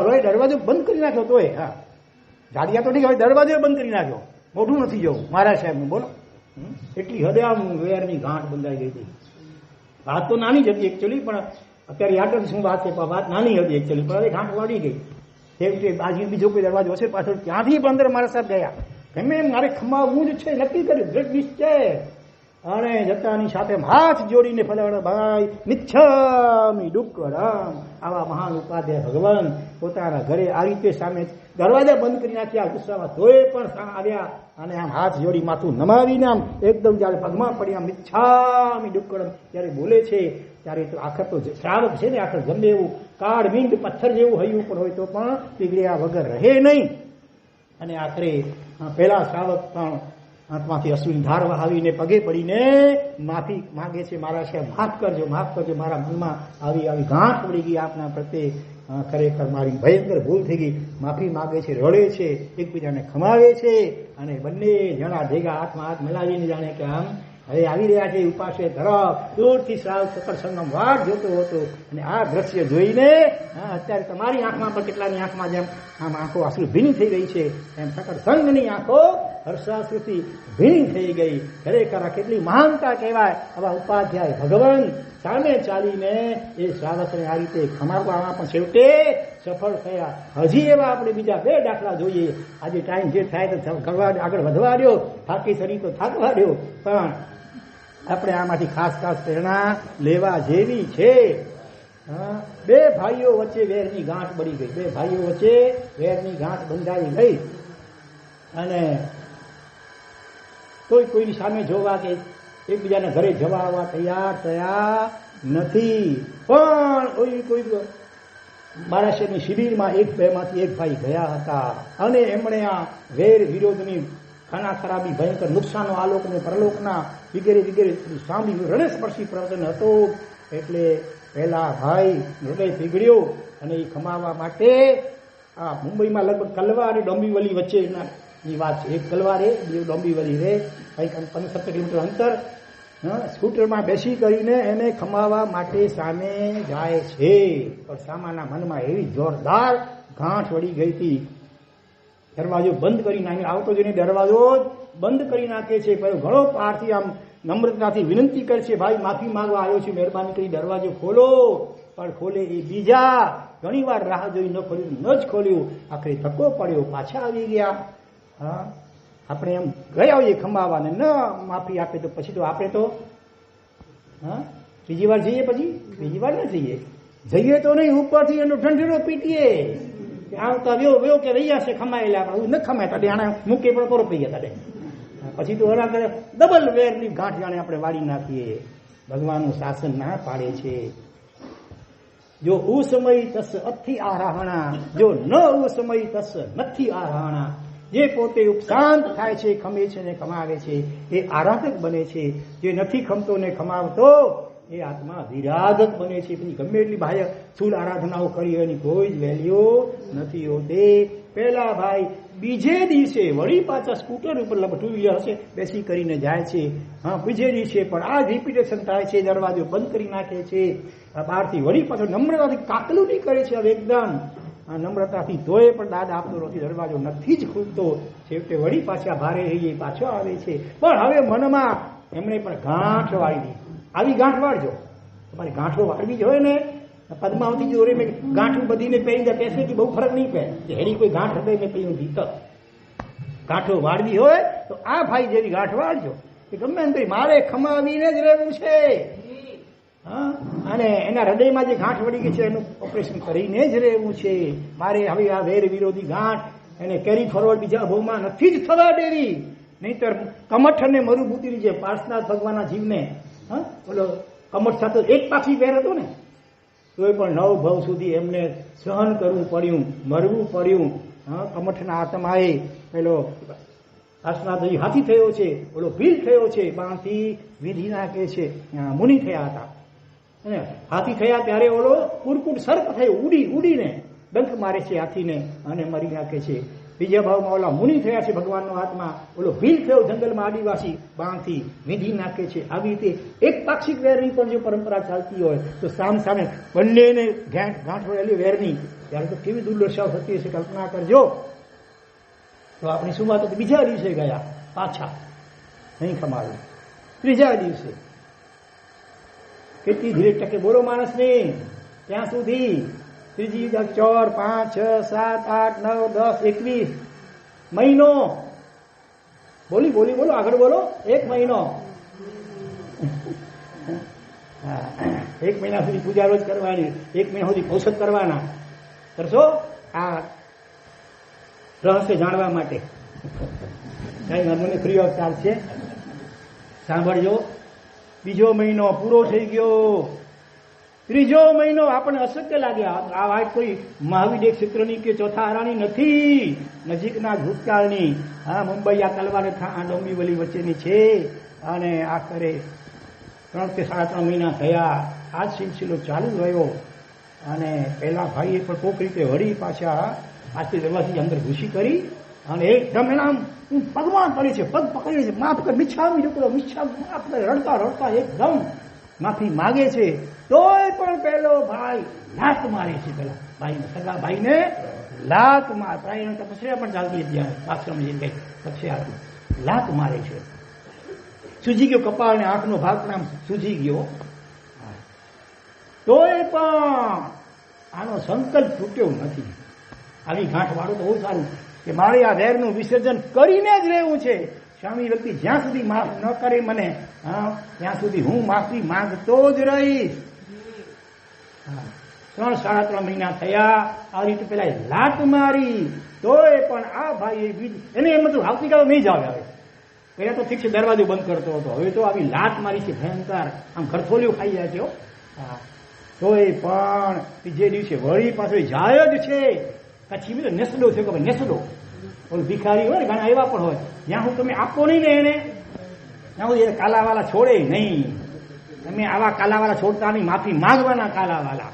ભાઈ મને માફ કર ભાઈ, મારી ભૂલ થઈ, 7.5 વાર ભૂલથી તારે જે કરવું એને લાખો ઠોકરી ઠોકી દે, પણ મહેરબાની કરી મને માફ. લાત મારી તો લાત માર, તને એ રીતે પણ સંતોષ થતો હોય તો હું લાત ખાવા કે લાખો ખાવા પણ તૈયાર છું, પણ મહેરબાની કરી મને માફ કર. રડતી આંખે રડતા હૈયે આવું કેવું જોઈએ. અને ખરેખર પછી બીજે દિવસે પણ જયારે જાય છે ને આમ દાદા દૂરથી જોઈ લે છે, હવે એને હૃદય પીગળી ગયું. એને એમ કે નહીં જ આવે, લાત ઠોકી છે આવી જોરદાર, નહીં જ આવે. પણ છતાં જાણે શાંતિ આવતો જોયો ને હૃદય પીગળી ગયો. 2 હાથ દરવાજો તો ખોલ્યો, હૃદયના દરવાજા ખોલી નાખ્યા, 2 હાથ લાંબા કરે છે ભેટવા માટે. જેવો નજીકમાં આવે છે ને એકદમ વાલથી ને પ્રેમથી ભેટી પડે છે. આનું હૃદય તો પહેલેથી નમ્ર બનેલું હતું, રડતું હતું. અને બંને જણા એકબીજાને ભેટકી કરી ધુસકે ધુસકે રડતા રહ્યા. કેટલી વાર સુધી રડતા રહ્યા. ત્યારે આપણને ગાવાનું મન થઈ જાય કે ત્યારે તમોને જેમણે જોયા હશે તે ધન્ય છે. સુરેન્દ્રનગરનો એવો જ કિસ્સો યાદ આવે. મા અને દીકરા વચ્ચે વર્ષોથી અબોલા, બંને અલગ અલગ મકાનમાં રહે. પોતે તો આલિશાન બંગલામાં દીકરો રહે, માં એક સામાન્ય ફ્લેટમાં રહે છે કોઈ બીજી બિલ્ડિંગની અંદર. અને પુત્ર વધુએ માસક શમન કર્યું છે, અને એ માસક શમનનું પારણું આવ્યું. બહુ પ્રેમ લાગણી હતી, સારી વાત છે. અહીં તો ઘણી વાર તો પતિ પત્ની વચ્ચે પણ દાંડિયા થતા હોય, પણ આ બાજુ પતિને સારી લાગણી હતી. એટલે પત્નીને કહે છે કે બોલ, આ માસક શમન તે કર્યું છે, એની અનુભવના રૂપે મારે તને કંઈક મનગમતી વસ્તુ આપવાની ભાવના ઈચ્છા છે. બોલ તને શું જોઈએ? તું કહેતો સોના અને રત્ન જડેલા સોનાના દાગીનાનો સેટ લઈ આપું, તું કહેતો રોલ્સ રોયસ જેવી કોઈ કિંમતી એવી ગાડી લઈ આપું. બોલ તને શું જોઈએ છે? વિચાર. પુત્ર વધુઓ બધા બહેનો નાના ખૂબ કાન ખોલીને સાંભળજો. હનુમાનજી તો સમજી પણ ગયા છો કેટલા જણા. શું કહ્યું હશે એ વહુ પત્નીએ શું કહ્યું પોતાના પતિને? તમે ખરેખર આપશો? પેલા તો પ્રોમિસ આપો મને. વચન આપીને માફ થઈ જાય પછી કલ્પના નહીં એવું માગવાની છે. નથી માગવાની ગાડી કે નથી માગવાના ઘરેણા સેટ, એ બીજું જ કઈ માગવાની છે. એટલે વચન આપો. પેલા આપ્યું જા વચન, બસ એટલી લાગણી. ક્યાંક લાગણી ઉભરાઈ જાય કે 7.5 ભાવ સુધી આપણે સાથે ને સાથે રહીશું. 7.5 દિવસ થાય ન થાય ને છૂટાછેડા કેસ બંધાય એવા દાખલા એ બનતા હોય છે. માણસનું મન એવું કાચના વાસણથી પણ બહુ નાજુક હોય છે. સહેજ ખેસ વાગી નથી ને ટુકડા થયા નથી. માટે બહુ સંભાળીને ઘરના કાચના અને પેલા ચિનાઈ માટીના કપરાકાબી કેટલું આમ સાચવીને તમે રાખો કે નહીં, એના કરતા પણ આ મન બહુ નાજુક છે. હા, તમે મૌન હોય ને ખાલી આમ બિચ્છામી બધું મૌન મારું મૌન છે એટલે મૌન તૂટી જાય. મન પણ એવું છે સાહેબ. અને વચનબદ્ધ કરી અને પછી જેલો ધડાકો કરે છે, ઘટસ્ફોટ કરે છે. બોલો અમરચંદભાઈ, શું માગ્યું હશે એને? બીજાને બોલો, જેને પૂછવામાં આવ્યું એ બોલો. શું માગ્યું હશે?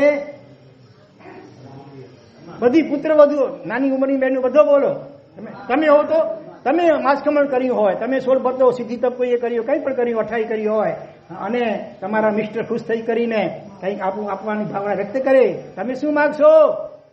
જો તમારા પરિવારમાં કોઈની સાથે અબોલા હોય, તમારા પતિના એક્સિવાજ જાય કોઈની સાથે પણ આ માગજો. એ કહે છે મારે મારા વર્ષે આપણા માસિક સમયનું પારણું આપણા માતાજીના હસ્તે થાય એવી મારી ઈચ્છા છે, ભાવના. ઓલો તો હેપતાઈ ગયો, સ્વપ્ને કલ્પનાની આવું માગશે હો.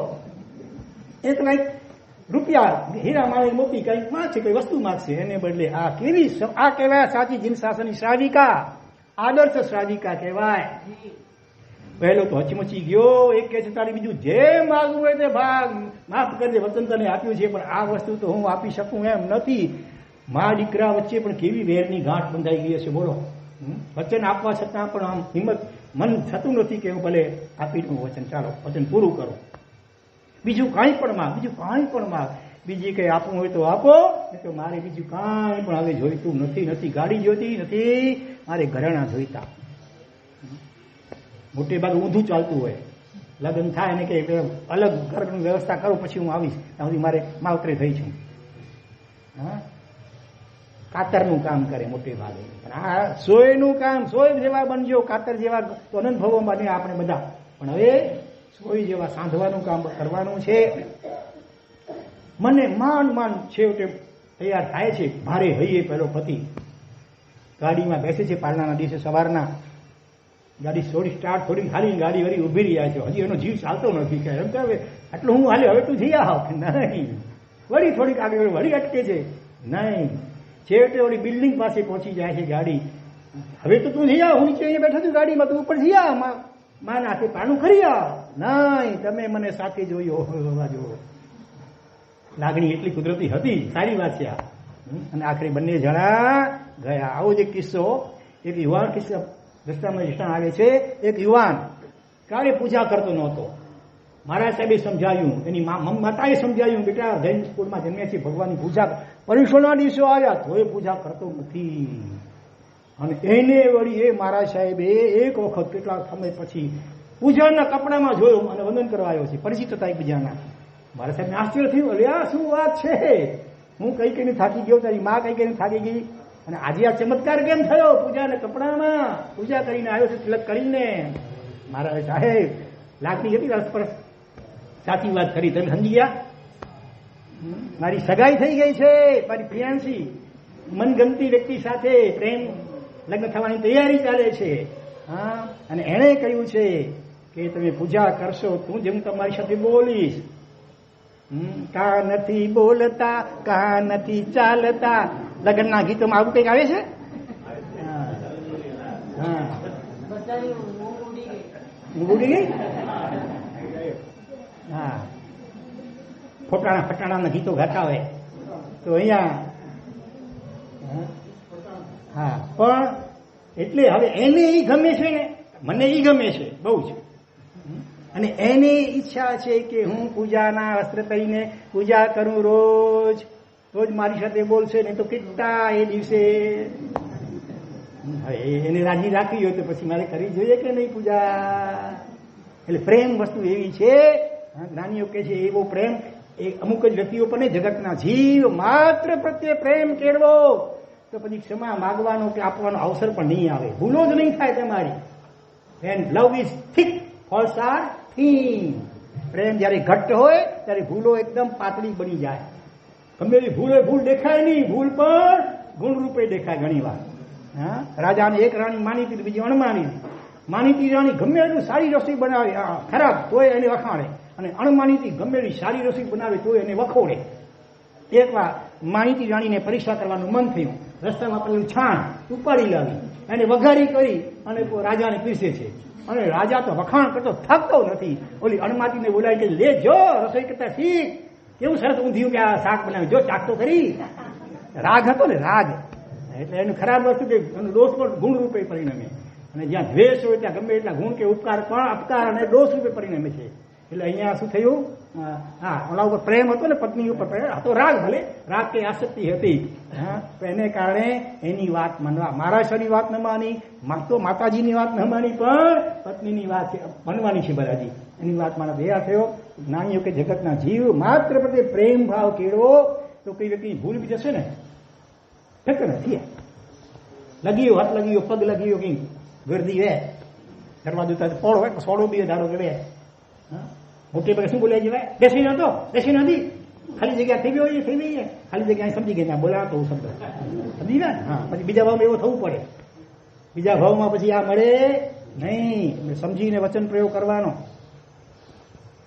તો અહીંયા શું વાત હતી? માસિક સમયના પારણે.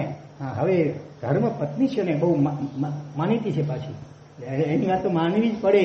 એટલે ભલે ભારે ફૈયાની ભારે પગલે પણ ધીમે ધીમે ધીમે દાદરા ઉપર ચડે છે, ડોરબેલ વગાડે છે, દરવાજો ખુલે છે.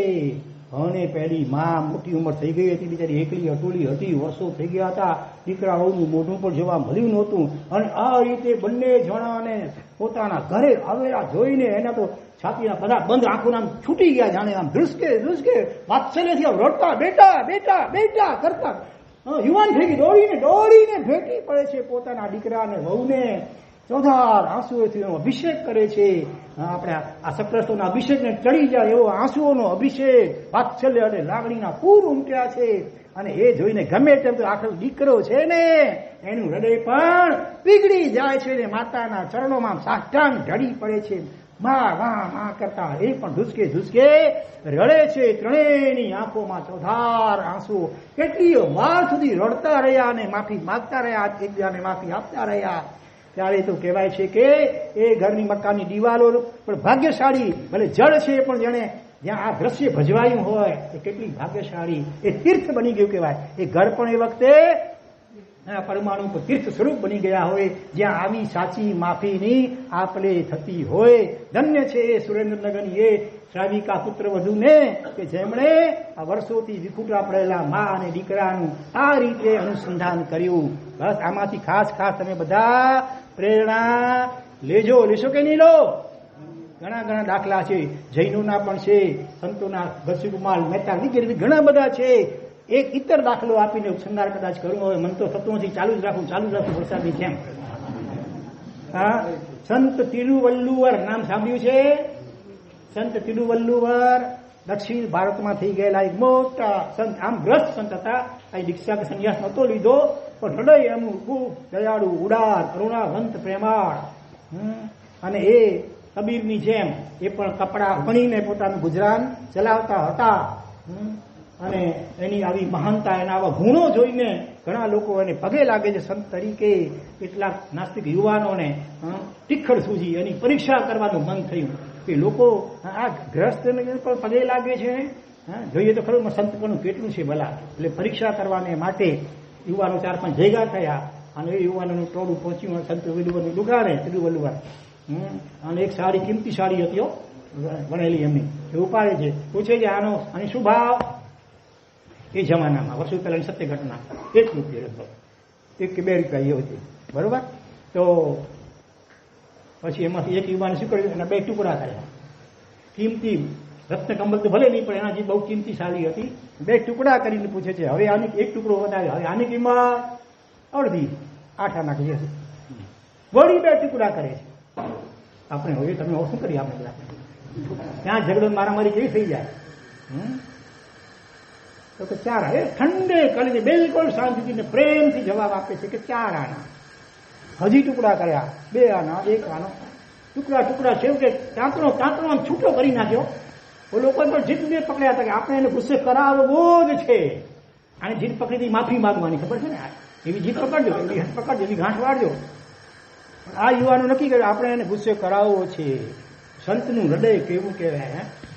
જૈન નહોતા, જો પણ ભાવથી જૈન હતા, દ્રવ્યથી વ્યવહારથી ભાઈ જૈનપુરમાં જમ્યા હતા, પણ આપણે આને સવાયા જૈન કદાચ કહી શકીએ. એવું એનું હૃદય ને એવા એમના ગુણો હતા. માણસ ગુણોથી પૂજાય છે. એટલે તાંતણા કરી નાખ્યા. પેલા છોકરાઓ પીગળ્યા, માફી માગે છે કે અમારે તમારી પરીક્ષા કરવી હતી, તમારી ક્ષમતાની, માફ કરજો તમને. અને 1 રૂપિયો આપવા તૈયાર થાય છે. સંત કે છે ભાઈ આ રૂપિયાથી આનો બદલો નહીં મળે. હકીકતમાં તો આ સાડી કોકના શરીરે ઓઢાડવામાં કામમાં આવવાની હતી. એ હવે તમે રૂપિયો નથી નહીં થઈ શકે, એને માટે તમે ચિંતા ન કરો, હું બીજી સાડી બનાવી લઈશ. તમે અફસોસ જરાય મનમાં કરતા નહીં, તમારો આમાં કોઈ વાંક નથી. પણ મારે તમને ખાલી એટલો જ પ્રેમથી કહેવું છે કે જીવન છે ને, મનુષ્ય જન્મ આપણો, એ આ સાડી કરતા પણ અનેક ગણો બહુ મૂલ્ય છે. એનું એ ક્યાં રફે દફે ન થઈ જાય.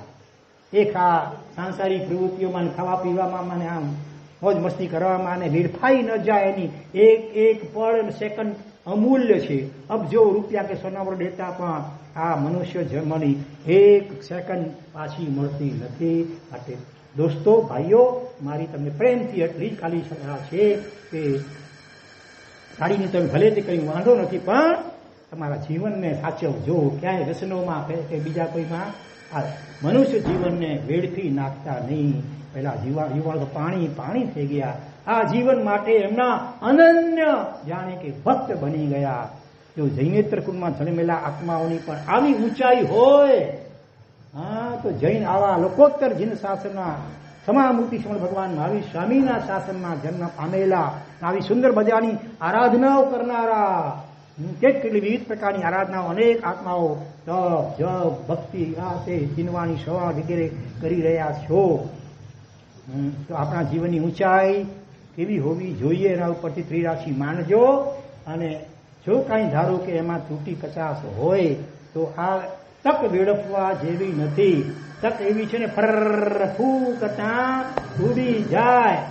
એક ફરવાડે કંઈક દીક્ષા લીધેલી, હા, મારા શેર બન્યા હતા, વ્યાખ્યાન વાંચતા હતા, કુદરતી ત્યાંથી ઘેટા બટાનું ટોળું પસાર થઈ ગયું. પહેલા ભરવાડ તરીકે હતા એટલે પેલી ટેવ હતી ને, એટલે ટક ટક ટક ટક ભરવાડ કરે ને, આવું કઈ બોલાઈ ગયું.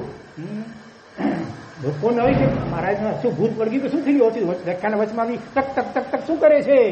બાજુમાં બેઠેલા બીજામાં ખુલાસો કર્યો, એમણે પોતે કદાચ ખુલાસો કર્યો હશે, હા, કે ભાઈ આ તક બહુ દુર્લભ છે, મનુષ્ય જન્મજીન શાસનમાં મળવું, આ આરાધનાઓ બહુ દુર્લભ છે.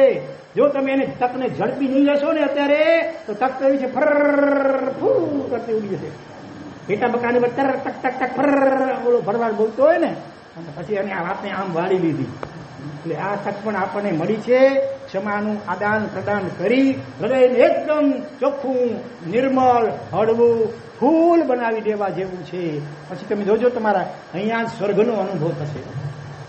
તમારે પછી કાશ્મીર, શિમલા અને ક્યાં ક્યાં ઉટી, સિંગાપોર, ક્યાંય હવા ખાવા કે તાજગી મેળવવા માટે જવું નહીં પડે. બહાર ભલે ગમે એટલી ગરમી હશે ને અહીંયા, તોય તમારા હૃદયમાં ઠંડક થઈ જશે. તો સારી સાચી ક્ષમાપણાનું આદાન અને પ્રદાન કરશો તો જ્ઞાનીઓ કે છે 3 રીતે ક્ષમા દેવીની આરાધના કરવાની છે. ક્ષમા રાખવાની, ક્ષમા માંગવાની અને ક્ષમા આપવાની. એટલે તો ક્ષમા એટલે ક્ષમતા જ રાખવાની. કોઈની કઈ ભૂલચૂક થઈ જાય, થઈએ ફેંકને બોલો માફી પ્રમાણે એમને કહો છો કઈ વાંધો ના પગથિયે થઈએ ઘડવી થઈએ. આમ let go and let God એમ કરતા શીખીએ. નાની નાની વાતોને મગજ ઉપર બહુ નેગેટિવ અસર લઈએ નહીં, પોઝિટિવ થિંકિંગ કરી તખતગતનો શેખનો દાખલો અગાઉ અપાઈ ગયો છે એ રીતે દરેક બાબતમાં સવડી વિચારણા કરી અને ક્ષમતા અને ક્ષમાને તો રાખતા શીખીએ. તેમ છતાં અનાદિકાળના સંસ્કારને કારણે ક્યારેક કોઈ નિમિત્ત વસાત આવેશ આવી જાય, ગુસ્સામાં કઈ કટુ વચન બોલાઈ જાય તો હવે નાનીઓ તો કે છે રાત્રે સૂતા પહેલા જ ક્ષમા યાચના કરી લેજો. કોણે દીધી છે કાલ આવતીકાલે સવારના આંખ ખુલે કે કાયમ માટે નીચાઈ પર જાય ઊંઘમાં નથી બનતું આવું. માટે આવતીકાલની કે હવે પાંખી આવશે ત્યારે ખમાવશું, ચોમાસી કે ચોમાસી આવશે ત્યારે ખમાવશે, એની રાહ જોતા નહીં. અથવા પહેલો માફી માંગવા આવે તો હું માફી આપી દઈશ, હું માફી માંગવું નહીં પહેલા, એવો અહંકાર પણ વચ્ચે લાવતા નહીં. ધારો કે એમ ન કરી શક્યા તો પાખી પ્રતિક્રમણ કરતા પહેલા છેવટે ખમાવી લેજો. એ પણ ન કરી શક્યા ચોમાસી પ્રતિક્રમણથી પહેલા ખમાવી લેજો. એ પણ ન કરી શકાય મોડામાં મોડું સંવત્સરીથી પહેલા તો અવશ્ય મેં ખમાવી જ લેજો. નહીં તો 12 મહિનાથી વધુ જો કસાય રહી જાય ને તો એ અનંતાનું બંધી કોટીનું બની જાય, એ અનંત સંસાર પરિભ્રમણનું કારણ બની જાય એવું. અને આપણું સમ્યક્ત્વ પણ જતું રહે, ભાવથી જ્ઞાનીઓની દ્રષ્ટિએ જૈનત્વ પણ જતું રહે. વ્યવહારથી ભલે જૈન કુળમાં જન્માયા હોઈએ, જૈન કહેવાતા હોઈએ સાવક વગેરે, અને સ્વામી વાત્સલ્યમાં જમવા પણ આપણે ભલે જતા હોઈએ, પણ જ્ઞાનીઓની દ્રષ્ટિએ આપણું જૈનત્વ કે સાવકત્વ પણ જતું રહે જો સંવત્સરી પ્રતિક્રમણ સુધીમાં પણ આપણે સામા જીવને ખમાવ્યું નહીં, ક્ષમાનું આદાન પ્રદાન ન કર્યું. સામું આમ તો વ્યવહાર એવો કે નાનો પહેલા મોટાને ખમાવ્યું, મોટું નાનાને, પણ એવું એકાંત નથી જે પહેલા ખમાવે એ વ્યવહાર એ મોટો કહેવાય જ્ઞાનીઓની દ્રષ્ટિએ. બરોબર. પછી આપણે ગીત પણ બોલવાનું છે, ક્ષમા પણ યાદ રાખજો, ભૂલી જાઉં તો ખેલી મેલીને હલજા. બરોબર. તો ક્ષમા રાખજો, ક્ષમા માગજો. અને ત્રીજી વાત એમાં વચમાં કોઈ અહંકાર વચ્ચે લાવતા નહીં. હજી ગૌતમ સ્વામીનો દાખલો વિચારી લઈએ. ગૌતમ ભગવાન મહાવીરના 10 શ્રાવકો અને મુખ્ય શ્રાવક આનંદ શ્રાવક, એને છેલ્લે અણસણ કરેલું, અવધિ જ્ઞાન ઉત્પન્ન થયું કે સૌધર્મ ડેવલોપ સુધી એને દેખાય છે અવધિ જ્ઞાન દ્વારા. આ સાંભળી અણસણની વાત. ગૌતમ સ્વામી સાતા પૂછવાનું ધર્મલાભ આપવા માટે ગયા. વંદન વગેરે કર્યું આનંદ શ્રાવકે અને પૂછ્યું, ભગવાન શ્રાવકને અવધિ જ્ઞાન થઈ શકે ખરો? ક્યારેક ભ્રમ પણ હોય પોતાને. થઈ શકે, જરૂર થઈ શકે. તો ભગવાન મને એમ લાગે છે કે મને અવધિ જ્ઞાન થયું છે અને મને આ બધી દિશામાં આટલું આટલું દૂર સુધી દેખાય છે. એમાં સૌધર્મ ડેવલોપની પણ વાત કરી. જો છદ્મસ્ત અવસ્થા કેવી છે, 4 જ્ઞાનના ધારક, 50,000 કેવલના શિષ્યોના ગુરુ, પ્રથમ ગણધર, ચરમ શરીરી, એનાથી પણ ઉતાવળમાં બોલાઈ ગયું તે શ્રાવકને આટલી હદનું અવધિ જ્ઞાન ન થાય, તમારી વિચ્છામી ડુક્કર માગવું પડશે. તો આનંદ શ્રાવક પણ કેવા વિવેકી હતા. ભગવાન આપની આજ્ઞા આવે તો આ વિચ્છામી ડુક્કર માગવા માટે આજ પણ તૈયાર છું, પણ મેં એવું જાણ્યું છે કે ભૂલ હોય તો માફી માગવી જોઈએ. કદાચ હું માફી માગી લઉં, પણ એવું ન બને કે પાછળથી કદાચ આપને પસ્તાવો થાય આવી આજ્ઞા કરવાના કારણે. એટલે ચોંક્યા ગૌતમ સ્વામી. ધારક તો જ્ઞાનનો ઉપયોગ મૂકીને બધું જાણી શકત, આને થયું છે આટલું, ઉપયોગ મૂકી બીજા ગયા સીધા ભગવાન પાસે. ભગવાને કહ્યું, ગૌતમ આનંદ સાચા છે, તમારી ભૂલ થઈ, જાઓ માફી માંગી આવો. વિચારો હવે, એનાથી મોટું કોણ? ભગવાન મહાવીરના પ્રથમ ગણધર વગેરે વગેરે બધી વિશેષતા તમે જાણો છો. અનંત લબ્ધિ નિધાન. ભગવાન ભૂલ થઈ ગઈ, ભલે સાચી વાત, આપની સાક્ષી અહીંથી માફી માંગી લો, ચાલશે? અથવા કોઈ શ્રાવક એ બાજુ જતા હોય તો જરાક આનંદ શ્રાવકને મારા વતી મિચ્છામી દેવું કહેજો ને કહેજો તમે સાચા અને ગૌતમ સ્વામી ભૂલ થઈ ગઈ. ચાલે? ચાલશે નહીં. કોઈ દલીલ ન કરી, કોઈ વિકલ્પ ન કર્યો, કોઈ અહંકારને વચ્ચે લાવ્યા નહીં. અથવા ભગવાન તમે કહો તો માસક્રમણ કરી નાખું, અત્યારે ભલે આમ 6ના પારણે એકાસન કરું છું, તો તમે કહો તો 28 તો માસક્રમણ કરી નાખું. ભગવાન તમારો પટ શિષ્ય ગણધર, આટલી ઉંમર મારી અને એક શ્રાવક પાસે માફી માંગવા મને મોકલાવો આટલી નાની એવી વાતમાં કંઈક તો જરાક દાઢીનો તો વિચાર લાજ રાખો ભગવાન. આવું કંઈ કહ્યું કાકુડી કરી? અથવા ભગવાન 6નું પારણું છે, ગોતરી ફર્યો છું, થાકી ગયો છું, જરા ભૂખ લાગી છે, જરાક પારણું કરી લઉં પછી જાઉં તો ચાલશે? વિકલ્પ જ નહીં કોઈ. ઈચ્છમ તહકતી સિવાય બીજી કોઈ વાત નહીં. ગોત્રીના પાત્રા એમને મૂક્યા, થઈ જાય તો ભલે ઠરી જાય, હૃદય ઠરવું જોઈએ બંનેનું. સીધા ઉપડ્યા આનંદ શ્રાવકના ઘરે. ગણધર ભગવાન ગૌતમ સ્વામી. આપણે એના કરતા પણ મહાન છીએ. ગૌતમ સ્વામી કરતા આપણી વિશેષતાઓ છે કે આપણને અહંકાર નડે વચમાં કે હું કેમ પેલો માફી માંગું, હું કેમ ખમાવું. હાથ જોડીને ગૌતમ સ્વામી ગણધર ભગવાન માથું નમાવીને કહે છે, આનંદ મિચ્છામી ડુક્કડમ, તમે સાચા અને હું ભૂલ્યો, મારી ભૂલ થઈ. આ જગતમાં ઓછામાં ઓછું બોલાતું કોઈ વાક્ય હોય તો કયું છે? મારી ભૂલ થઈ. કોઈ પણ ભાષામાં, કચ્છી, ગુજરાતી, મારવાડી, અંગ્રેજી, ઉર્દુ, કોઈ પણ ભાષામાં ઓછામાં ઓછું બોલવાતું વાક્ય કોઈ હોય ને તો એ છે મારી ભૂલ થઈ. આ બેગ યોર પાર્ડન, માફી માંગુ છું, મારી ભૂલ થઈ. ઓછામાં ઓછું. હા, એ આપણે બોલશું એ. Hello, I am very sorry, please forgive me. અને પેલા એ માફી આપી દીધી છે સમજીને આપણે બોલીએ હવે. Thank you very much, I love you. હા, ક્ષમા દંતદાન થયા પછી ચોથું વાક્ય બહુ મહત્વનું છે. આપી દે ઔપચારિક. મારા સાહેબ કહે છે આવા મોટા દિવસો છે, બહુ ઔપચારિક આપી દે. અંદરમાંથી કસ રહીને કંઠો નીકળી ને તો એ ઘણી કસ રહીને અને ફોગરા જાય ને ફોગરી દાંગડો થઈ છે. કદાચ કસ પણ રહેવો ન જોઈએ. એટલા માટે હું તમને ચાહું છું, હું તમારું ભલું ઈચ્છું છું. હા, હું તમારો મિત્ર છું. મિત્રતાનો હાથ લંબાવો સામેથી. એ ઓછું બોલાય તો આપણે સામેથી બોલીએ, સામેથી હસીએ. કંઈક ને કંઈક બહાનું કાઢી લઈએ બોલવાનું. એના ઘરે જવાનું બહાનું કાઢી લઈએ. ઘરે જઈએ, હસીએ, બોલીએ, જમીએ, જમાડીએ. બે મને કસ બિલકુલ નીકળી જવો જોઈએ. ઉપરથી પહેલા કરતા વધારે ફાસ્ટ ફ્રેન્ડ બની જવા જોઈએ. જોનારા બીજાના મનમાં મીઠી મીઠી ઈર્ષ્યા જાગી જાય. અહીં તો પાંચ તમાશો જેવા નહીં મળે. પહેલા જેવું ગળધા ઝઘડદાવાની સામ સામે બોલાચાલી સીધીને અને પાછી ફ્રી ઓફ ચાર્જ તમાશો જે નરેલા નહીં મળે. અને ભાઈબંધ બની ગયા. પાંચ કરતા વધારે ભાઈબંધ બની ગયા. આવી મીઠી ઈર્ષ્યા કોક હૃદયમાં કદાચ જાગી થાય એવી મૈત્રી નો હાથ લંબાવજો અરસ પરસ, બરાબર. અને કોઈ મૈત્રીનો વાત લંબાવી તો મેં એને ભેટી પડજો. ભૂલે ચૂકે ભૂતકાળને યાદ કરાવતા નહીં. આવ્યું બેઠો બેઠો વાળે કંબારજો મિચ્છામી ડોકર માંગે દો કરે પૈ એટલે દોઢ આવી માફી માંગેલા. આવું ક્યાંય એને પણ નહીં કહેવાનું અને બીજા કોઈને પણ એની પરપીઠમાં પણ કહેવાનું નહીં. એવું વિચારવું સુદ્ધા પણ નહીં. જાગ્યા ત્યાંથી સવાર અને ભૂલ્યા ત્યાંથી ફરીથી ઘણો. ગમે એવી ભૂલો સામી વ્યક્તિની હોય પણ જયારે માફી માંગી રહ્યો છે ત્યારે હવે એને ભૂતકાળ સંભળાવવાની મહાભયંકર ભૂલ તો આપણે ન જ કરીએ અને આપણે પણ આપણી ભૂલ કબૂલીએ સામેથી અને માફી માગી. આપણે પણ એની માફી માગીએ. ભલે કદાચ આપણી ભૂલ આપણે સમજાતી દેખાતી ન હોય પણ એક હાથે તાળી પડતી હોતી નથી.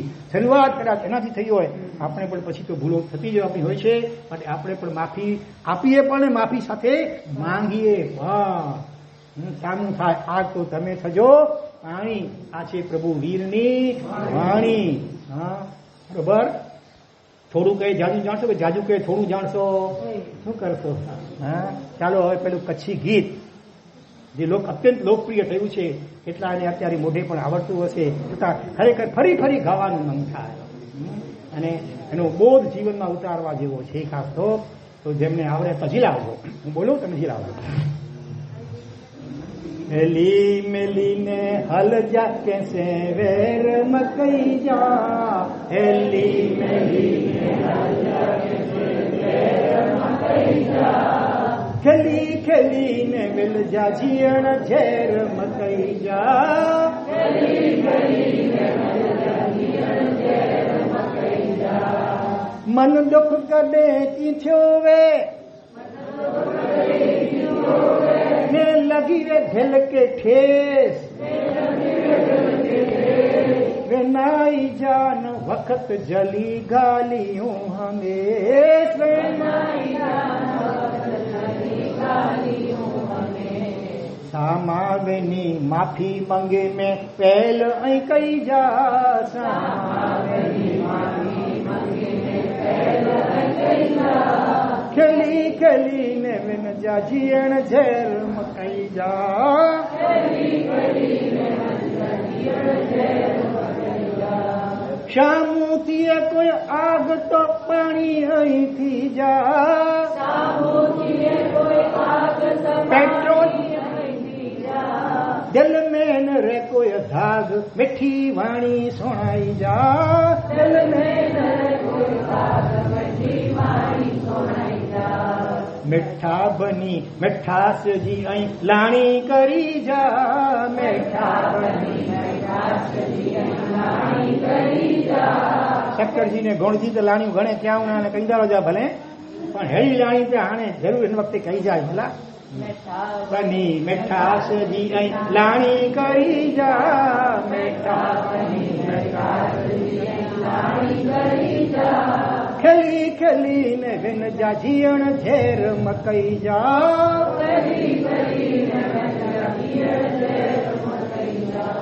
માફી મંગે માફી દીએ તું વીર ચોવાજે. માફી મંગે માફી દીએ તું વીર ચોવાજે. નમકસ કરી પહેલા ન મેં ઉધીર જોવાજે.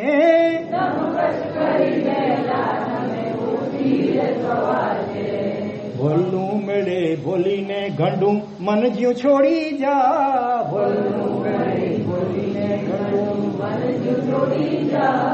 ખેલી ખેલીને વેન જા જીયણ ઝેર મકઈ જા. ખેલી ખેલીને વેન જા જીયણ ઝેર મકઈ જા. નમધા તડે ઘમધા ને જોકો ખમધા ઉખટંદા.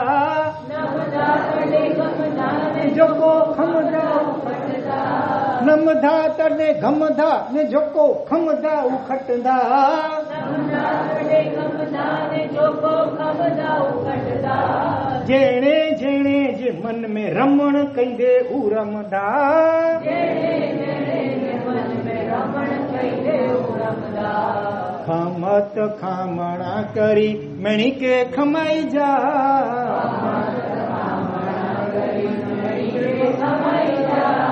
ખેલી ખેલીને વેનજા ઝીણ ઝેર મકઈ જા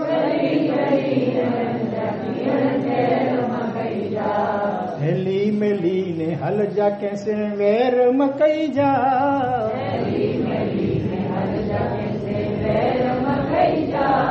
ખેલી ખેલીને વેનજા ઝીણ ઝેર મકઈ જા ખરેખર ખૂબ ખૂબ અનુમોદના કરવાનું મન થાય. આવા અત્યંત અદભુત લોકપ્રિય ગીતના રચયિતા કચ્છ મેરાઉના રમણીકભાઈ મામણિયા જેઓ ઘાટકોપર મુકામે રહે છે એવું સુંદર મજાનું આ ભાવવાળી ગીતની રચના કરી છે. એમાંથી પણ પ્રેરણા લેજો. ભૂતકાળની અંદર આ પ્રવચન સમાપના દરમિયાન લગભગ ઘણી ઠેકાણે કોટડી છે, પછી દેવપુર છે, માટંગા વગેરે છે, એમાં એવી ઘટનાઓ બની છે. અને અન્ય અનેક મહાત્માઓના પ્રવચનોમાં પણ ઘણીવાર આવું બનતું હોય કે વર્ષોના અબોલા હોય, ભાઈ વચ્ચે, મા દીકરા વચ્ચે, સાસુ વહુ વચ્ચે, દેરાણી જેઠાણી વચ્ચે, અને જાહેરમાં ઊભા થઈ પશ્ચાતાપૂર્વક એકબીજાને ખમાયા હોય, ભેટ્યા હોય. અત્યારે હું હવે એવો બહુ આગ્રહ રાખતો નથી, કારણ કે ઘણીવાર એવું હોય એકની ભાવના થઈ ગઈ હોય પણ બીજાને હજી ક્યારેક ખટકે ને ક્યારેક એમ થાય અરે આપણી વાત ઢંકાલી ખુલ્લી પડી ગઈ. ઢાંક્યું કંઈ ઢંકાતું હોતું નથી. પાપ છુપાયા ના છીપે, છીપે તો મહાભાગ, ડાબી ડૂબી ના રહી, રૂઈ લપેટી આગ.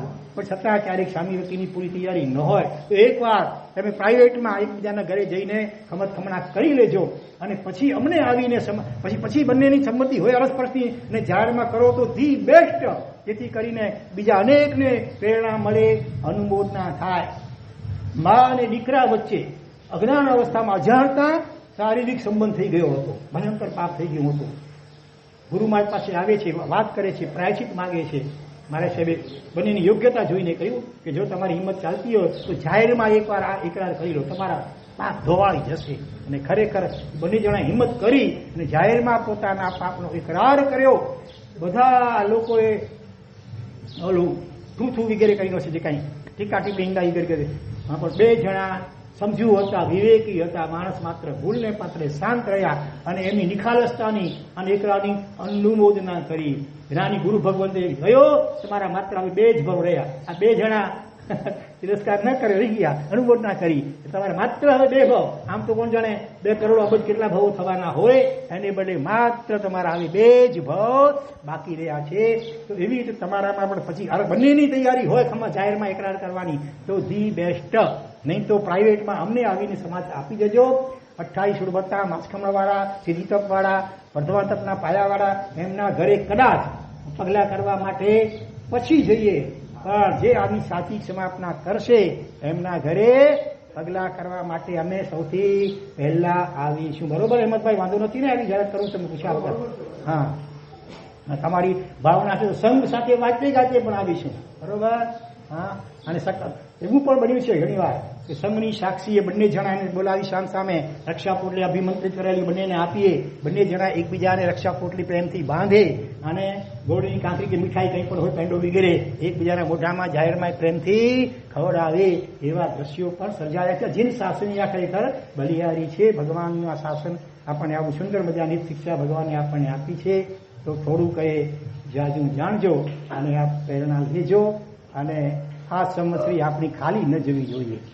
હા, મુંબઈ કદાચ જાઓ તો એનાથી પહેલા કદાચ ગાંઠ હોય તો ખોલીને ઓપરેશન કરાવીને જજો. જીવન જીર્ણોદ્ધાર ચાતુર્માસ નામ જે છે ને એ ખરેખર આપણું સાર્થક થશે. હા, પણ ડાઈ શાસ્ત્રે ગાંધીની શીખામણા કંઈ કહેવત છે ને એવું હું કરવા માંગતો નથી. એટલા માટે ચાતુર્માસ 1 મહિનો પહેલા અમે તો આવી ગયા છીએ. બરોબર ને? પહેલા આવી ગયા પ્રદેશમાં. ત્યારથી માંડીને અત્યાર સુધીમાં શ્રી સંઘની નાની મોટી કોઈ પણ વ્યક્તિને જાણતા કે અજાણતા, જાણતા તો એવું કંઈ થયું એવું કંઈ યાદ આવતું જ નથી યાદ કરવા છતાં છદ્મસ અવસ્થા છે. અજાણતા પણ કોઈને કોઈ પણ પ્રકારે વ્યાખ્યાનમાં કોઈ શબ્દ એવો ઓચિંતો બોલાઈ ગયો હોય, કોઈ વાક્ય એવું બોલાઈ ગયું હોય, એને કારણે પણ કદાચ મનદુખ ક્યારેક સંભવી શકે. તો આ રીતે અથવા બીજી કોઈ પણ રીતે અત્યારે અહીંયા બેઠેલા તમામ નાના મોટા સૌ ભાઈ બહેનો પાસેથી હાર્દિક સમાયાચના કરું છું. વિચ્છા મે પરમ. તમે બધા તો બહુ ઉદાર છો, બહુ લાગણીશીલ છો, ખૂબ વૈયાઓ છો ને ભક્તિ સુંદર કરી રહ્યા છો. એની ભૂરી ભૂરી અનુમોદના કરીએ છીએ. ખાસ કરીને ટ્રસ્ટીઓને પણ ખૂબ ખૂબ ધન્યવાદ આપવાનું મન થાય. જ્યારે દેવલાલીમાં હતા ચોમાસાની વિનંતી કરી, એક વાર તો અમારા પણ સંજોગો એવા હતા કે તરત અમે હા પાડી શક્યા નહીં. અને કેટલાકે એમને એમ પણ કહ્યું હશે કે ભાઈ ચોમાસી વિનંતી કરતા વિચાર કરજો, કારણ કે ચોમાસા પછી વળી અહીંયા મોટું પેલું અંજન સલાખા અને પ્રતિષ્ઠા એના ખર્ચા વગેરે પણ ઊભા છે. હા, એટલે એ બધું વિચારીને હમણાં ઉતાવળ ન કરો, મારા સામે વિનંતી નહીં કરતા ચોમાસાની, બધું પતી જાય પછી વાત. અમારા સંજોગ કંઈક એવા હતા કે પછી એ વખતે સંજોગ એવા હતા કે અમે કદાચ પછી નીકળી ન પણ શકીએ એવી સંજોગો હતા. એટલે મેં પછી અમે બહુ જ્યારે ભાવના જોઈ ખરેખર, અને મેં એમ પણ કહ્યું કે અમારો 1 રૂપિયાનો ખર્ચ અમારા તરફથી નહીં હોય, તમારે જે રીતે કરવું હોય તમે કરજો. એટલે અમે એકદમ હિંમત હારી ગઈ. મારા સાહેબ એટલી જ્યારે તૈયારી બતાવીએ છીએ કે અમે બીજા સંઘોમાં પણ ક્યારેક કહેતા હોઈએ છીએ કે કાંઈ ફંડ કરવાની જરૂર નથી. બરોબર, મહેમાન આવે તો ભાવિકો ઘણા હોય સંઘમાં, પોતપોતાના ઘરે લઈ જતા હોય. કોઈ સંઘો આવશે એ પણ ખાલી હાથે જાય નહીં, કાંઈ ને કાંઈ બધું લખાવીને જાય. ઘણા તો સવાયું વાપરે એના કરતાં સવાયું લખાવીને જાય, એટલે વાંધો આવશે નહીં. એટલે હું તો મારી તો ભાવના છે, સ્વાગત સામૈયા માટે બેન કે ઢોલ કાંઈ બોલાવવાની જરૂર નથી. જ્યારે ડંકો લઈ આવશો ને તો પણ ચાલશે, ઉલટું સરસ થશે. અને આપણી પ્રાચીન પ્રથા તો ખારિયામાં બાંધેલા હોય તબલા અને જાતપખા કેવું સરસ જામે, સાબરો ગાવતા હોય. બસ આવું કંઈ કરશો તોય બહુ સારું થશે. અમારા નિમિત્તે તમે ખર્ચની કોઈ ચિંતા કરતા નહીં. અમે તો ઈચ્છીએ છીએ રસોડું પણ નહીં રાખો અમારા માટે, અથવા એમને બસ પોતપોતાના ઘર જેની અનુકૂળતા હશે, પોતાનો ભાવ હશે, ઘર ખોલશે. અને જેવા 5-7 ઘર હશે તો અમને ચાલશે. અમે તો શાંતિથી અમારી આરાધના કરીશું. હા, અને જિજ્ઞાસુ હશે તો જીનવાણી પણ શ્રવણ કરાવી દઈશું. બાકી કોઈ અમારે મહોત્સવ વગેરે કે કોઈ પૂજન વગેરે પણ અમારે કરાવવાના નથી હોતા. એટલે તમે એવી કોઈ ચિંતા રાખતા નહીં. એટલા રાજીના રેડ થઈ ગયા તો અમારે સવાયું કરાવવું છે. તમે જયારે આટલી તૈયારી બતાવી છે તો અમારે જરાય ઓછા ઉતરવો નથી. ભલે જેને ભાગ લેવો હોય તો લે તો વેલકમ. અને કદાચ કોઈ ભાગ નહીં પણ લે તોય અમે કોઈના પ્રત્યે પણ મનમાં જરાય ઓછું લગાવીશું નહીં કે આમણે કેમ ના પાડી, કે કેમ ભાગ લીધો નહીં, કે કેમ આવ્યા નહીં. હવે અમારી ભાવના છે કે અમારે આપના ચતુર્માસનો તો લાભ લેવો છે. આમ ભાવના એવી કે ભાઈ પ્રતીક્ષા થઈ જાય પછી પહેલું ચોમાસું કરાવવું. પણ હવે આપના સંજોગો એવા છે કે પછી જો શક્ય નથી જણાવતું તો પછી કાંઈ વાંધો નહીં. ભલે અત્યારે પણ અમે ચોમાસું તો અમારે કરાવવું જ છે. અને એ રીતે એમણે પણ તૈયારી દેખાડી અને આ ચાતુર્માસ અહીંયા ગોઠવાયું. તેમ છતાં આ ચાતુર્માસ તમારું હમણાં અહીંયા થયું, કોઈને ન ગમ્યું હોય કદાચ, અને અત્યારે હાજર અહીંયા ન પણ હોય, મુંબઈ વગેરેમાં રહેતા હોય, તો એમની પણ અમે અહીંયા આથી સમાયાચના કરીએ છીએ. મિચ્છામી ડુકર મારું જે હોય ને, મને બહુ નામ ખબર નથી, પણ પહોંચાડજો. કદાચ એકાદ નામ બેને ખબર હોય તો પણ જે હોય તે. પણ અમારે તો દરેક પ્રત્યે લાગણી, પ્રેમ અને મૈત્રી ભાવ જ છે. એટલે એ બધાની સમાયાચના કરીએ છીએ. મિચ્છામી ડુક્કડમ, મિચ્છામી ડુક્કડમ, મિચ્છામી ડુક્કડમ. આ મહાત્મા ઉપર બધા ખૂબ ખપી અને આરાધક અને તપસ્વી છે. છતાં નવા મારા છે, 2 મારા તો અમારા નવા છે, ખૂબ આરાધક છે. પણ છતાં નવા હોવાને કારણે કાંઈ ભૂચું થયું ને, ત્યારે ગોતી વળવા માટે નીકળ્યા હોય ને કાંઈ થઈ ગયું હોય તો પણ બધા નિક્ષેપ. ચાલો પૂર્વાચાર્યોને કોટી કોટી વંદન. વર્તમાન અચલ ગચ્છાધિપતિ કલાપ્રસૂરી મહારાજ સાહેબને કોટી કોટી વંદન. અને અત્રે જીવન જીર્ણોદ્ધાર ચાતુર્માસ પ્રસંગે બિરાજમાન એવા પ્રસમ રસ નિધિ આગમ નિવાકાર પરમ પૂજ્ય આચાર્ય મહોદય સાગર સુરેશ્વરજી મહારાજ સાહેબના ચરણોમાં સૌ પ્રથમ અમને સંઘ તરફથી સાચા પૂછીએ છીએ. અને આજે સમાપના નિમિત્તે આપ જ્યારથી અહીંયા પધાર્યા છો ત્યારથી મન વચન અને કાયાથી સમસ્ત સંઘ વતી કંઈ પણ અમારાથી દુઃખ થયું હોય તો અમે અહીંયા આપની ક્ષમા માંગીએ છીએ. ક્ષમા આપશો. મિચ્છામી ડુક્કડમ, મિચ્છામી ડુક્કડમ, મિચ્છામી ડુક્કડમ. હજી એક મુદ્દો કહી દઉં. જો ગોત્રીમાં અમારે શું છે, કોઈ ત્યાં આંબીલની ઓડિયો ચાલે છે, 2 દ્રવ્યના એકાઠા, માત્ર રોટલી અને શાક. મારા પ્રેમરત્ન મહારાજ અને અમારા જીતરત્ન મહારાજ, રોટલી ને શાક એ પણ અસંયોજિત, ભેગા નહીં કરવાના. એકલી રોટલી એટલું શાક. અને તમારામાંથી ઘણા એવા ભાગ્યશાળી ભક્તિવંત છો, મેવા મીઠાઈ ફ્રૂટ બધું વાળા ખૂબ ખૂબ ભાવના હોય. મિષ્ટાન પર લગભગ બંધ છે બધા એનું અમારું હમણાં તો વૈદ્ય પણ કુદરતી કોઈ કેટલાક ના પાડી હોય. બે રીતે તમારી ઘણી ભાવના હોવા છતાં પણ તમને જોઈએ એટલો લાભ નથી આપી શકાતો. પણ એક વાત કહું છું, તમે વરાવશો અમને, ચાલો હું સામેથી માગી લઉં. આમ તો ભગવાને ના પડી બંધાવી સામેથી કે માગવું નહીં, સહજતા જે વરાવે તો લઈ લેવાનું, બરોબર. અત્યારે હું તમારા બધા પાસેથી એક ચીજ વરાવવા માટે ઈચ્છું છું. વરાવશો અત્યારે હો જાહેરમાં હમણાં પાત્રાંશી તો કાંઈ નથી. આ છેડો, આ પછેડીનો છેડો વરાવશો. પ્રોમિસ આજે હતા, પ્રોમિસ સોનવારેજી મારા રસીદા વાણિયા આયું, તેલ મેર્યું, તેલજી ધાર મેર્યું, વિચારી જવાબ દો. પણ એવું તમે વાણિયા આથી શ્રાવક છો, વાણિયા ભલે વ્યવહારથી હો પણ સાચા શ્રાવક છો. એટલે મારા સાહેબ જયારે માગતા હોય ત્યારે ના પડાય. હા, ઘરમાં ન હોય તો કેટલા ભક્તો ઉછીનું લાવીને પણ વરાવવા માટે પ્રયત્ન કરે. તમે તો બધા ખૂબ ભાવિક અને સક્ષમ છો. તો જે કાંઈ પણ હૃદયમાં કસાયની ગાંઠ નાની કે મોટી પડેલી હોય ને એ અહીંથી નીકળતા પહેલા જ વરાવી જાય તો વધારે સારું. હા, એટલે સંતોષ ના મને જો એ મને જેકો થયા તો એ મીઠા એમ કે એકડો લાગ્યા છે, એકડો જોડે જો બાકી હે. અને એકડો એટલે હી આને અર્થ મેં એકડો પણ પરિવાર કે કોઈ બે વ્યક્તિ એવા ન આવે કે જે વચ્ચે અબુલા રહી આવે, સમસ્યા અચી આવે અને છતાં અબુલા રહી આવે. સોનો એટલે હવે હાજર ન રહે ને મુંબઈ બે અમેરિકા કેતે ભણવે છેવટે હલો એ કરીને પણ અહીં ખમત ખામણા સચ્ચે ભાવથી કરી જેને જા અજયના આત્માઓ યાદ આવે. લાલુભા વાઘેલા, હા, ગામના સરપંચ અજૈન હતા, સત્સંગથી જૈન ધર્મ પામ્યા અને જયારે સંવત્સરીનું વ્યાખ્યાન સાંભળ્યું સીધું ઘરે પછી ગયા. પોતાનો રાજકારણમાં તો પ્રતિસ્પર્ધી હોય ને, સરપંચો એટલે બીજા પ્રતિસ્પર્ધી હોય જ, અને એકબીજાને પતંગ કાપવા માટે પ્રયત્નો પણ થયા હોય. ઘરે પછી ગયા, સીધું પેલા પોતાના પ્રતિસ્પર્ધીના ઘરે ગયા, હાથ જોડી માથું નમાવીને માફી માગી. મિચ્છામી દુક્કડમ. પહેલો તો આભો બની ગયો, ચકિત થઈ ગયું કે ભાઈ તમે શેની માફી માગો છો?